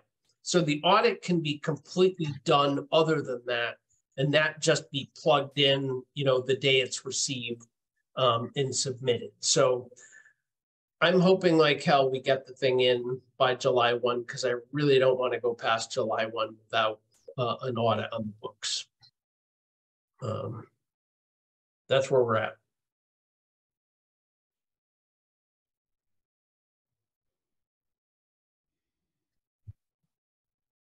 Lost my unmute there, Control. Any other questions for Eric on the audit delay? Okay, the next agenda item is 5E, which is a recommendation for transfer of funds from the RT program to senior transportation. Okay, so we've been talking about that for a while, and the Board of Finance made a decision that this would probably be doable to fund the small vehicle for senior transportation out of funds from this year's budget. So we had one thing that broke really well for the town. And actually, I feel like I take a lot of credit for that, because I lobbied very hard, and I got both Capital Regional Council of Governments as well as COST, which is the Council of Small Towns, to back me on pushing for reforms for the resident state trooper program. And both of the suggestions I made, well, two of the three suggestions I made it all the way through. And so for the first year in, the last 10 or 15, we actually have the bill for the resident state trooper for the year already, and we've already paid it. As most of you remember, usually we get the thing in August for the previous fiscal year. And they don't tell us until the very end what the cost is going to be. Some of you can recall about 5 years ago, the budget for the resident state trooper was like $40,000 underfunded, and it's been as much as $50,000 overfunded. So the second part of that, which was also very good, is I argued with the state that because they use the resident state troopers for a lot of things that don't directly benefit the town, it's not fair to make the town pay the whole nut for his costs. And they have, in fact, incorporated that also. If you looked at the bill this year, you would say the town got billed for 85% of the cost of the resident state trooper and the indirect costs for the first, for any town which had 2 resident state troopers or less. So that's a big deal. That 15% alone saves the town more than $20,000 a year. And so the good news is that we have almost $50,000 more in that account than we need, and we paid the bill. So I would I would encourage you to make two motions. The first would be to authorize the town treasurer to establish a new line in the current budget, and it would be 449-143-700, entitled Senior Transportation Vehicle. That would be the first motion. And then the second motion would be to transfer $45,000 from the resident state troopers line item to that 449-153-700 to fund the acquisition of a vehicle for senior transportation.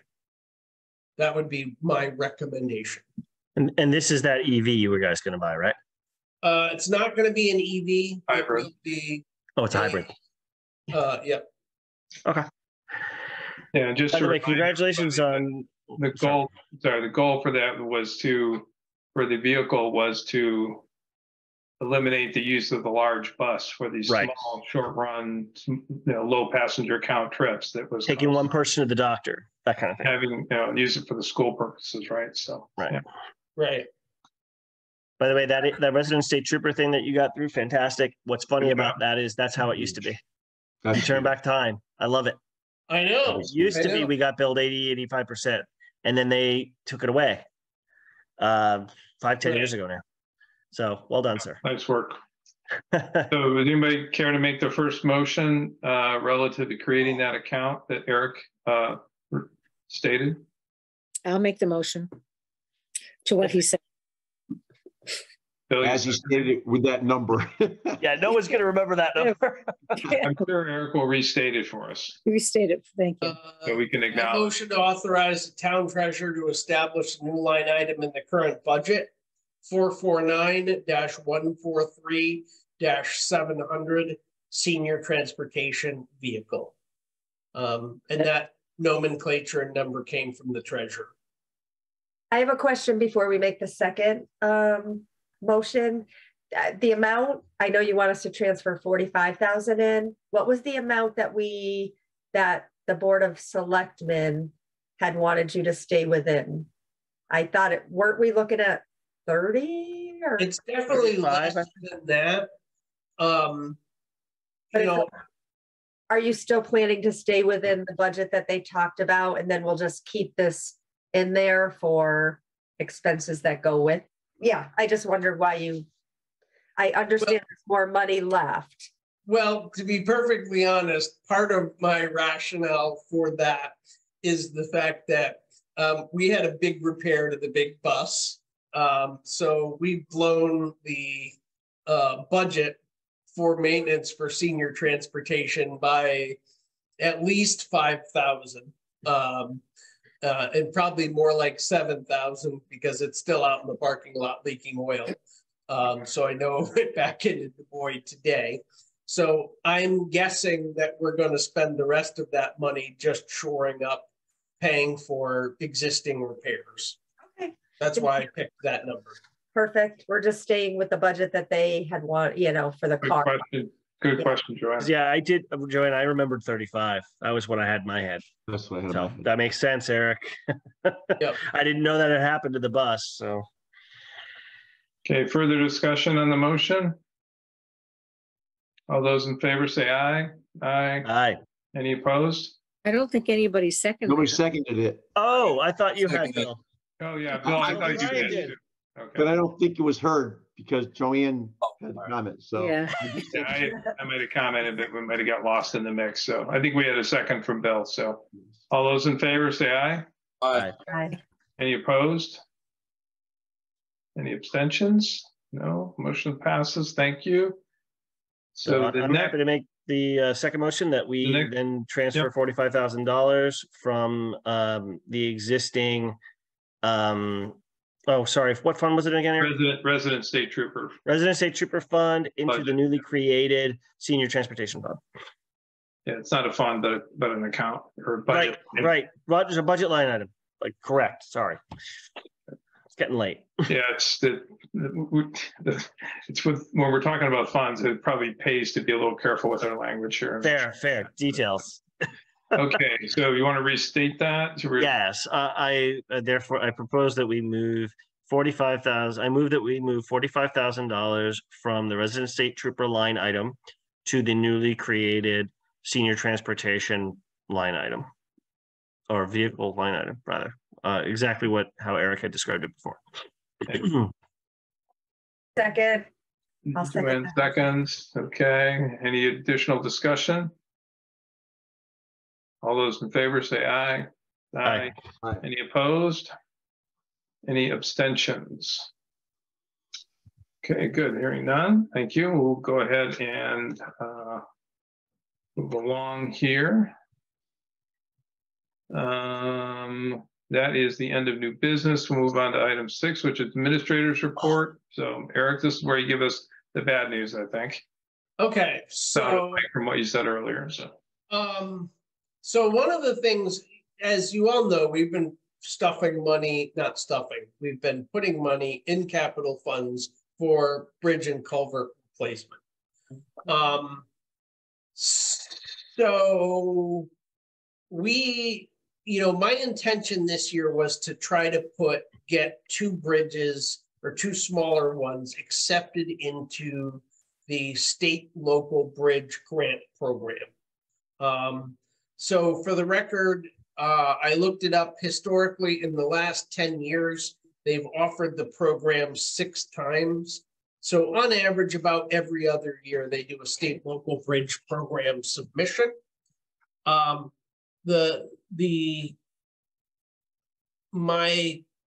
are 2 bridges I want to put in that. The first is Hutchinson Road, which is a failed culvert. And the second one is the one on Lake Road by Basola. Those are basically the 2 worst culverts that we have. They're both in failing status. They're both well under the quality level at which they qualify for the funding. The problem is that they're both going to be expensive projects today. And the cost basis in the last 3 years has more than doubled for work of this type, between 2 and 3 times. And I was frankly pretty shocked when I got the numbers from our engineers, but he basically sat down with me and said, okay, look, these are the last 5 similar culvert projects we've done. These are the cost estimate. These are the actual construction costs when we send this out to bid. So I'm pretty sure their numbers are right. And, I've kind of fact checked him because I've got a friend of mine who's an engineer that was a consultant to the DOT in both the state and federal local bridge program. And I asked a lot of hard questions of him, like, why are the costs going up so much? And there's kind of 3 things. The first is culverts have gotten bigger lately, and they've gotten bigger because the requirement by the Army Corps of Engineers for how wide a bridge or culvert is relative to the natural width of the stream, the factor for that has gone up. So now everybody needs wider culverts than you needed 2 years ago legally to get permitted. So that's one factor. The second factor is the general cost of permitting has gone through the roof. He said it's not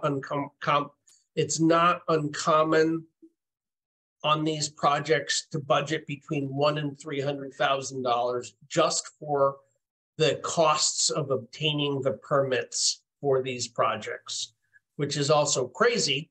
But he also said, typically we're spending, we've got almost 1,000 hours of labor on, by the time we're through permitting with these things, which again is nuts, but I think that reflects true costs. So the question we have to ask ourselves is, do we submit for 2 bridges or do we submit for 1? Because the reality is there's no way we would have the money to do both if we did get them both. And so one of the bridges, the estimate is about $1.4 million, and the other one is about $1.9 million. The more expensive one being Lake Road at Basola. you know, which is, it's a staggering number, you know, especially when we were estimating these things at $600,000 a few years ago. But I don't know that, I think those numbers are real. They're just unpalatable. So my suggestion at this point, you know, is that we can't do them both. If we got them both, we'd have to turn one of them down anyway. So our best bet is to put the one that has the most impact on the populace, which is the one on Lake Road, because it affects the most people. I mean, the reality is the other culvert really feeds exactly 2 houses. And trying to get this town to agree to spend $750,000 for their contribution to something that affects exactly 2 households, I think we can guess that's going to be pretty difficult. It's a failing culvert, and we do have to do something about it. We've kind of taken a hard look at what our other options are. And I think before we commit any kind of money to that, we have to see whether the state will grant us another curb cut, because the road used to go out to Route 6 in that direction, and having a bridge out would have been no big deal because you could have accessed it in the other direction. So I think we're going to explore from an engineering perspective, are there any other solutions to this that accomplishes allowing access to those homeowners? Because frankly, if it came right down to it, there's only one house that doesn't have its own independent access other than that road. And it would be a hell of a lot cheaper for us to buy it out. buy them out than to replace that bridge. So my suggestion is that we apply only for Lake Road at Basola, even though that's not, if you asked me 2 days ago, that was absolutely not the plan we were working on. I put that same question to the Board of Selectmen, but since you all are going to have to be the ones that stand up there if we have a town meeting, if we get the grant and have a town meeting and are then asking for the money, because, you know, because it's a grant that requires a town match, it would require a town meeting to accept it if we get it. So what are your thoughts on that? This is the 1.9 million, and the amount to the town is half of that? Half of that. Yep. 1.8 million. I think they estimated it was 920. Now, I think we can get that number down a little bit, but we're not getting it down hundreds of thousands of dollars. We're talking somewhere between $750,000 and $1 million. Yeah. Yep. Yep. So of which, when this budget, next budget goes into effect, we'll have about $330,000.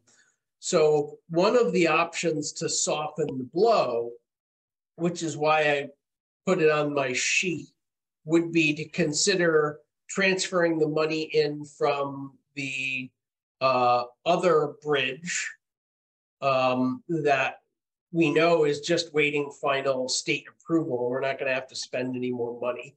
That would be about $105,000, and potentially consider transferring in the money from the library fund, since we agreed to get rid of that years ago and we just never did it, which would then get us down to an amount that we could probably sell to the public.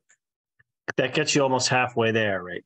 Basically, if it's a $900,000 issue and you can get to 450-ish, then you get 450 short. Right. Yeah. Yeesh. So those are kind of my thoughts on it. But I mean, I really wanted to discuss that with the Board of Finance before I pull the trigger and actually submit the grant. The problem is, and I don't like giving this to you at the last minute, and I get your unhappiness with that. Joanne's like, there's a holiday coming. And you're muted. You're muted. The 30th to hit submit, because that's the last day. And I only got this thing last night. So, so that's kind of where we're at. And maybe we don't get the grant anyway, and it's all a moot point, but I wanted to have that discussion with you all, before I hit submit on one or both of these.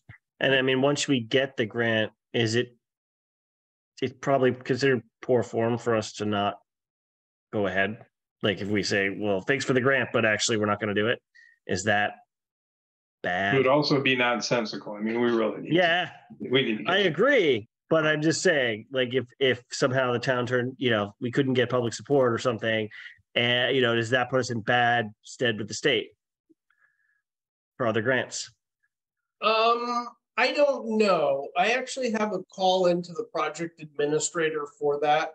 I couldn't get a hold of them this afternoon, but that is a question. So I have two other questions that I don't know the answer to. And the first is that because at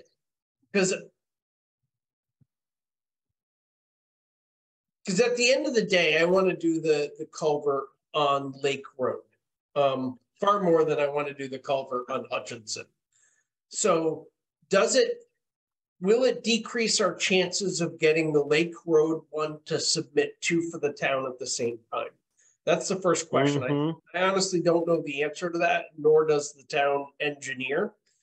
And the second thing is that if we apply for both of them, are we more likely to get the one on Hutchinson? Because that's actually failing more. That has a lower overall rating than the one on Lake Road. They're still both failing. It's just a question of how bad they're failing. Which is why we've already got, the one on Hutchinson, that road already blocked down to a 1-lane road. So because I would hate to apply for both of them, only get Hutchinson, when that's not the one we really want to do the most. So I'm personally leaning on just applying for the other one and holding this one back and seeing what happens. But, I don't feel like this is a decision I want to make on my own, and I'm more than happy to solicit opinions on that. I'll just say I'm 100% behind your strategy. I think it makes no sense to apply for the one for Hutchinson. Just go for Lake Road. Yeah. And because the reality is that it would be a very, very tough sell to fund additional amount for the Hutchinson Road thing. Lake Road, you got a better shot at. Certainly, there's a fair amount of traffic through there. It accesses the lake. Right. This is, I know, I don't want to prolong this meeting too much longer, but the other option you were discussing for Hutchinson, which is to link it into Route 6 again, at the end, because I was looking at it on Google Maps. Same here. I know what road that is now. Yeah. And it comes within like a hair's breadth of reaching Route 6. Yeah. If we do approval to do that, do you have any sense for what the expense of doing that would be? No, but I can tell you that order of magnitude less, I'm sure. Ends like 35 feet from Route 6. Oh, it's right there. I know. I completely agree. I mean, they're at different grades, so it's not that a lot of fill wouldn't have to be done. Yeah. And you would have to reconfigure for a T intersection and do a bunch of things. It's not a simple process. Right. But it's land that's wholly owned by the town and the state. And it's also where the road intersection is. You do have really good sight lines, so that's in your favor. What's not in your favor is you're between an intersection of the entrance Plaza 6, number one, and then Aspinall Drive on the other side. That's right. It's going to be a little tight there. You're going to have, as you're coming in from one side, and then you have the other two coming in from the other side. It's kind of bang, bang, bang. Right. So it's not something that would be necessarily easy to get the DOT to agree to. Suboptimal. But this isn't, I'm sorry, I really shouldn't go down this rabbit hole. I agree with everybody else that you're right, and that we should go for the one that is going to give us the bang for the buck and, serve the most residents. Anybody feel differently? Eric, do you want a motion from us, or just that everybody nod their head and say, go for it? As long as I know kind of where you want to go with it, that's certainly enough for me. I mean, I'm the guy that has to sign it anyway. So, and why? there's a deadline, like you said, you just found out the Next different week. costs of, yeah, sorry, We found out the cost. right, from the engineer, right. And then the deadline to submit for the grant is when? Or, It's 30. Deadline is the 30th. okay, 6 And days. our engineer has the same problem everybody else has, is that the firm represents towns. So collectively between the towns they cover, there's around 15 or 16 bridges they're submitting for the program. Andover's one. And because they have to come out and resurvey, because the last engineer I had survey it, it was more than 2 years ago, and that's out of the state of acceptance. thank you, yeah. I didn't Yeah. want to, yeah. I'm unhappy it took this long to get it. I was pretty stressed out when I read it, last night. I was ready to Yeah. personally, but that's life. Yikes. Okay. So Any more good news? Like, let's, So do we need a motion or? no, I think he's good with us kind of nodding and No, smiling. I just Well, needed, not smiling. I needed to talk it through with you so you guys aren't shocked if I tell you that we're gonna hold the public meeting, in 2 months, to ask for, approval for something from the public. Because if we do get the grant, it would take a public motion, or would take a public meeting to accept. So I just want to That's make. sort of, it's frustrating and disappointing because, and I know you feel the same way, Eric. It's just like, we just passed this nice, easy budget and everybody was happy and we're going to come back to them and be like, oh, by the way, the budget actually isn't that good. but the good news is we're moving forward on some things that are going to have to get done. Anyway, Yeah, I mean, and getting some state money to do it's it. not wrong. It has to be done. You're absolutely right. It's just, it's unfortunate. Yeah. But I mean, what's just complaining at scaring this point. me, and I'll be fully honest with this, is that we've got a lot of culverts that need replacing. And it's one of my real frustrations, and it's beyond the scope of this meeting, but at some point we'll talk about, because we have the STEEP funding. So I went for a meeting 2 days ago with the finance people from the STEEP program regarding the parking garage for senior transportation. And it's really expensive to get state funding because they just put so many bloody requirements on everything that you do that I often wonder whether it's cheaper to the town to just do stuff, or to actually grant fund when you take into account all the extra hurdles that the state, imposes. That, that really annoys me. Is that applicable to a culvert? Could we do the culvert in a way that doesn't comport with the Army Corps of Engineers recommendations if we're not getting grant money? There's a lot of things we could leave out if it was a town-only road. Okay. We could ignore a lot of the guardrail and the safety rules of it. We could make the culvert narrower and we could make it one lane. So, that's a question we've been talking, I've been talking with a lot about the engineers. At what point is it cheaper not to go for any funding and just to suck it up? And if we ended up doing Hutchinson, that's one where it might not cost us any more to do it ourselves than to have the state pay for half, but have to do a lot more to get it. You still have the same, you still have to get through the Army Corps of Engineers approval. It still requires approval from DEP Fisheries and DEP Water Quality, which are two completely separate agencies with different permitting requirements. So a lot of the regulatory stuff is the same, but there's a lot of things you can leave out if it's not a state project. Okay, good to know. Can I just ask to wrap this part up, what is the additional funding dollar amount that like you all were saying, the bad news and going to town. Sorry, I missed the figure that you're.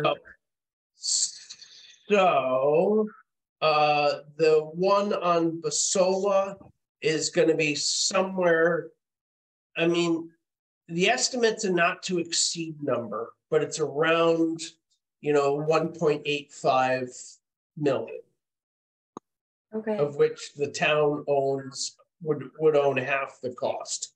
So I think realistically, the town's portion of that would probably be about $850,000. I just wanted to read. Yeah, that's what I thought I heard.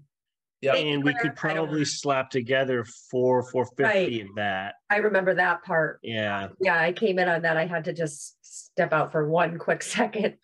I get it. It's been a long meeting. Yeah. So, but yeah, in terms of what we'd be going to the town saying for a supplemental request or what have you, it's looking like, 400,000 or 500,000.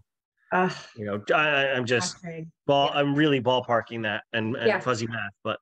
Well, but remember, we're not going to build it in this budget year anyway, right? Because I mean, we have plenty of money in there to fund our half of the engineering and design costs. So these damn things take a couple of years to get through permitting. Oh, thank you. We're in that. We'd have a couple more years to build the money. Yeah, me too. Have to do is we have to go to a budget meeting to accept the grant, and that's when we got to tell them what the cost. Because we're sort of committing, even though we aren't putting it in, it's not in this budget, it's not in this fiscal year, we're committing to it in the same way that we were kind of talking about committing to a lease on the truck or whatever. We're warning the town, we're getting their say so. Gotcha. And then in the 2024, 2025 budget, maybe we're setting aside those years, tighter, right, with everything. Okay. Yep. Thank you. Brutal, but not immediate. Okay. Right. We can still be happy about this year.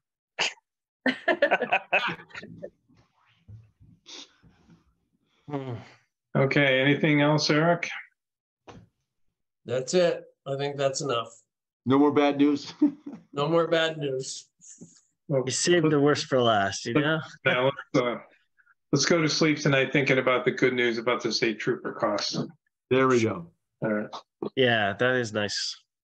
Okay, well, we'll move on to agenda item 7, which is liaison reports. Do we have anything from CIP or anything? No CIP.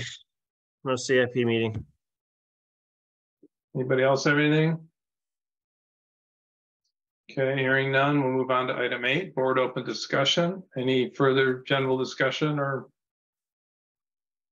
I have a question. No. Yeah. I'd like to know what the results were of those questions on the referendum about the town and the school budgets being too high or too low. Oh, yeah. Good question. I hadn't heard that either. I saw it. Yeah. Oh, go ahead.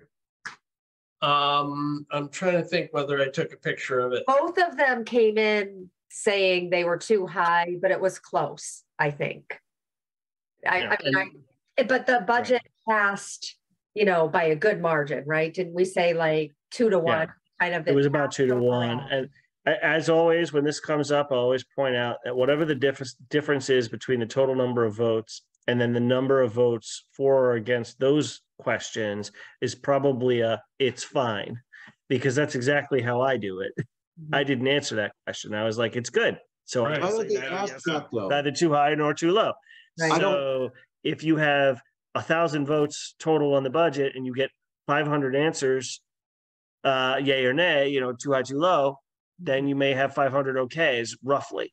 Right. So, but I don't know. Why don't they ask if it's okay though? I don't understand. Oh God, we've had this. Bill, this comes up every time. There's a charter problem. We can only do 2 or something. It's nonsensical. It drives me nuts. But there is an answer to this, and we just can't do it apparently. I agree that if it passed, by the margin that it did, it seems like most people thought it was okay. But definitely the answer that was posted or different. I think Brian put it in an email. He had the figures, and then Carol had sent out each one was slightly too high, maybe 20 votes more than too low. It wasn't like huge. So I hate those questions. I know. It's a persistent frustration of mine, Bill, that we don't have yes, no, fine. Yeah. You know, or I'm too high, too low, and okay. Yeah, they really don't provide it. I think, you know, I think we had agreement a couple of years ago when we were having such difficulty with the budget to try to gauge the temperature about really was a lot of the no votes geared toward the town or the school to find out what that differential was, you know, and that was really the original, you know, if I remember correctly, that was the original impetus for putting those questions on there, was to try to understand, like, you know, if people voted down, are they voting it down primarily because of the school budget, or is it the town budget, or what, to kind of give us some guidance as to what we needed to do in the next budget cycle if we had to come back to the town meeting. So I agree that other than that, it's very flawed, minimal information, but that was the impetus for Tony. It was more than no information, but you know, it's got that pitfall. And there was some bizarre reason, charter or something or other, that we couldn't put we could only put two options, yes or no. I think it's the way that those things, there's some technical reason for with the voting. Could have even been the machine or something, right? I forget, but it was really irritating, and it's a consistent gripe, and whatever. It is what it is, unfortunately. So Do we what you do it? Do we? Go ahead. I was going to say what you could consider at some point, because this has come up many times over many years, is putting together what you think, what and how you think it should be done, and requesting the town attorney prepare ordinance to that effect. Now, I think since it's already on the books as an ordinance, you couldn't get away with the Board of Selectmen just saying it's a minor ordinance, which they can pass themselves. But the next time we scheduled a town meeting for something, you could put that on there, and you could change the questions that you ask and try to ask them in such a way that you get the information that you want. So it would be possible, but because it's an existing ordinance, it has to go through a town meeting to change. Okay. Can we just eliminate it next time? Is it really? Eliminating the existing town ordinance. Oh, so you have to have it there. I mean, we're supposed to ask that every time we go to referendum. Okay. Okay.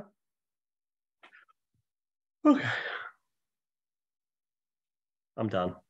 Yeah, I don't. Any other questions or open discussion? Oh, Yeah, Linda.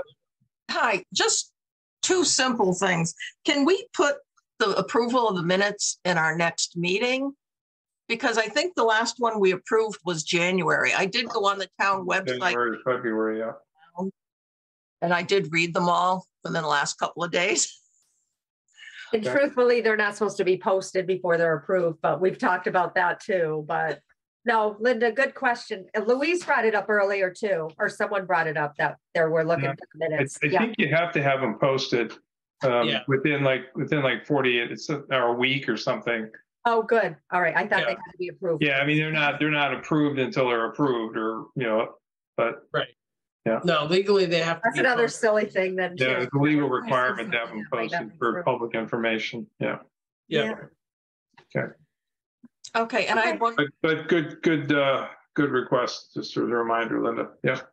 The other one is, I don't know, I was going back over all my old minutes or all our old meetings, trying to find the minutes and something else today. And there was a one about the sexual harassment certificate, and I don't know if everybody's remembered to turn something into the town. I had one from work and I turned mine in. So that's just a reminder too, like housekeeping. Whoops. Yeah. Somebody tracking that? I don't know. My admin assistant's supposed to be tracking that. So for the record, what happened was the state of Connecticut, in their infinite wisdom, last year, the General Assembly made a change to the definition of employee to add all members of all boards and commissions under the definition of employee.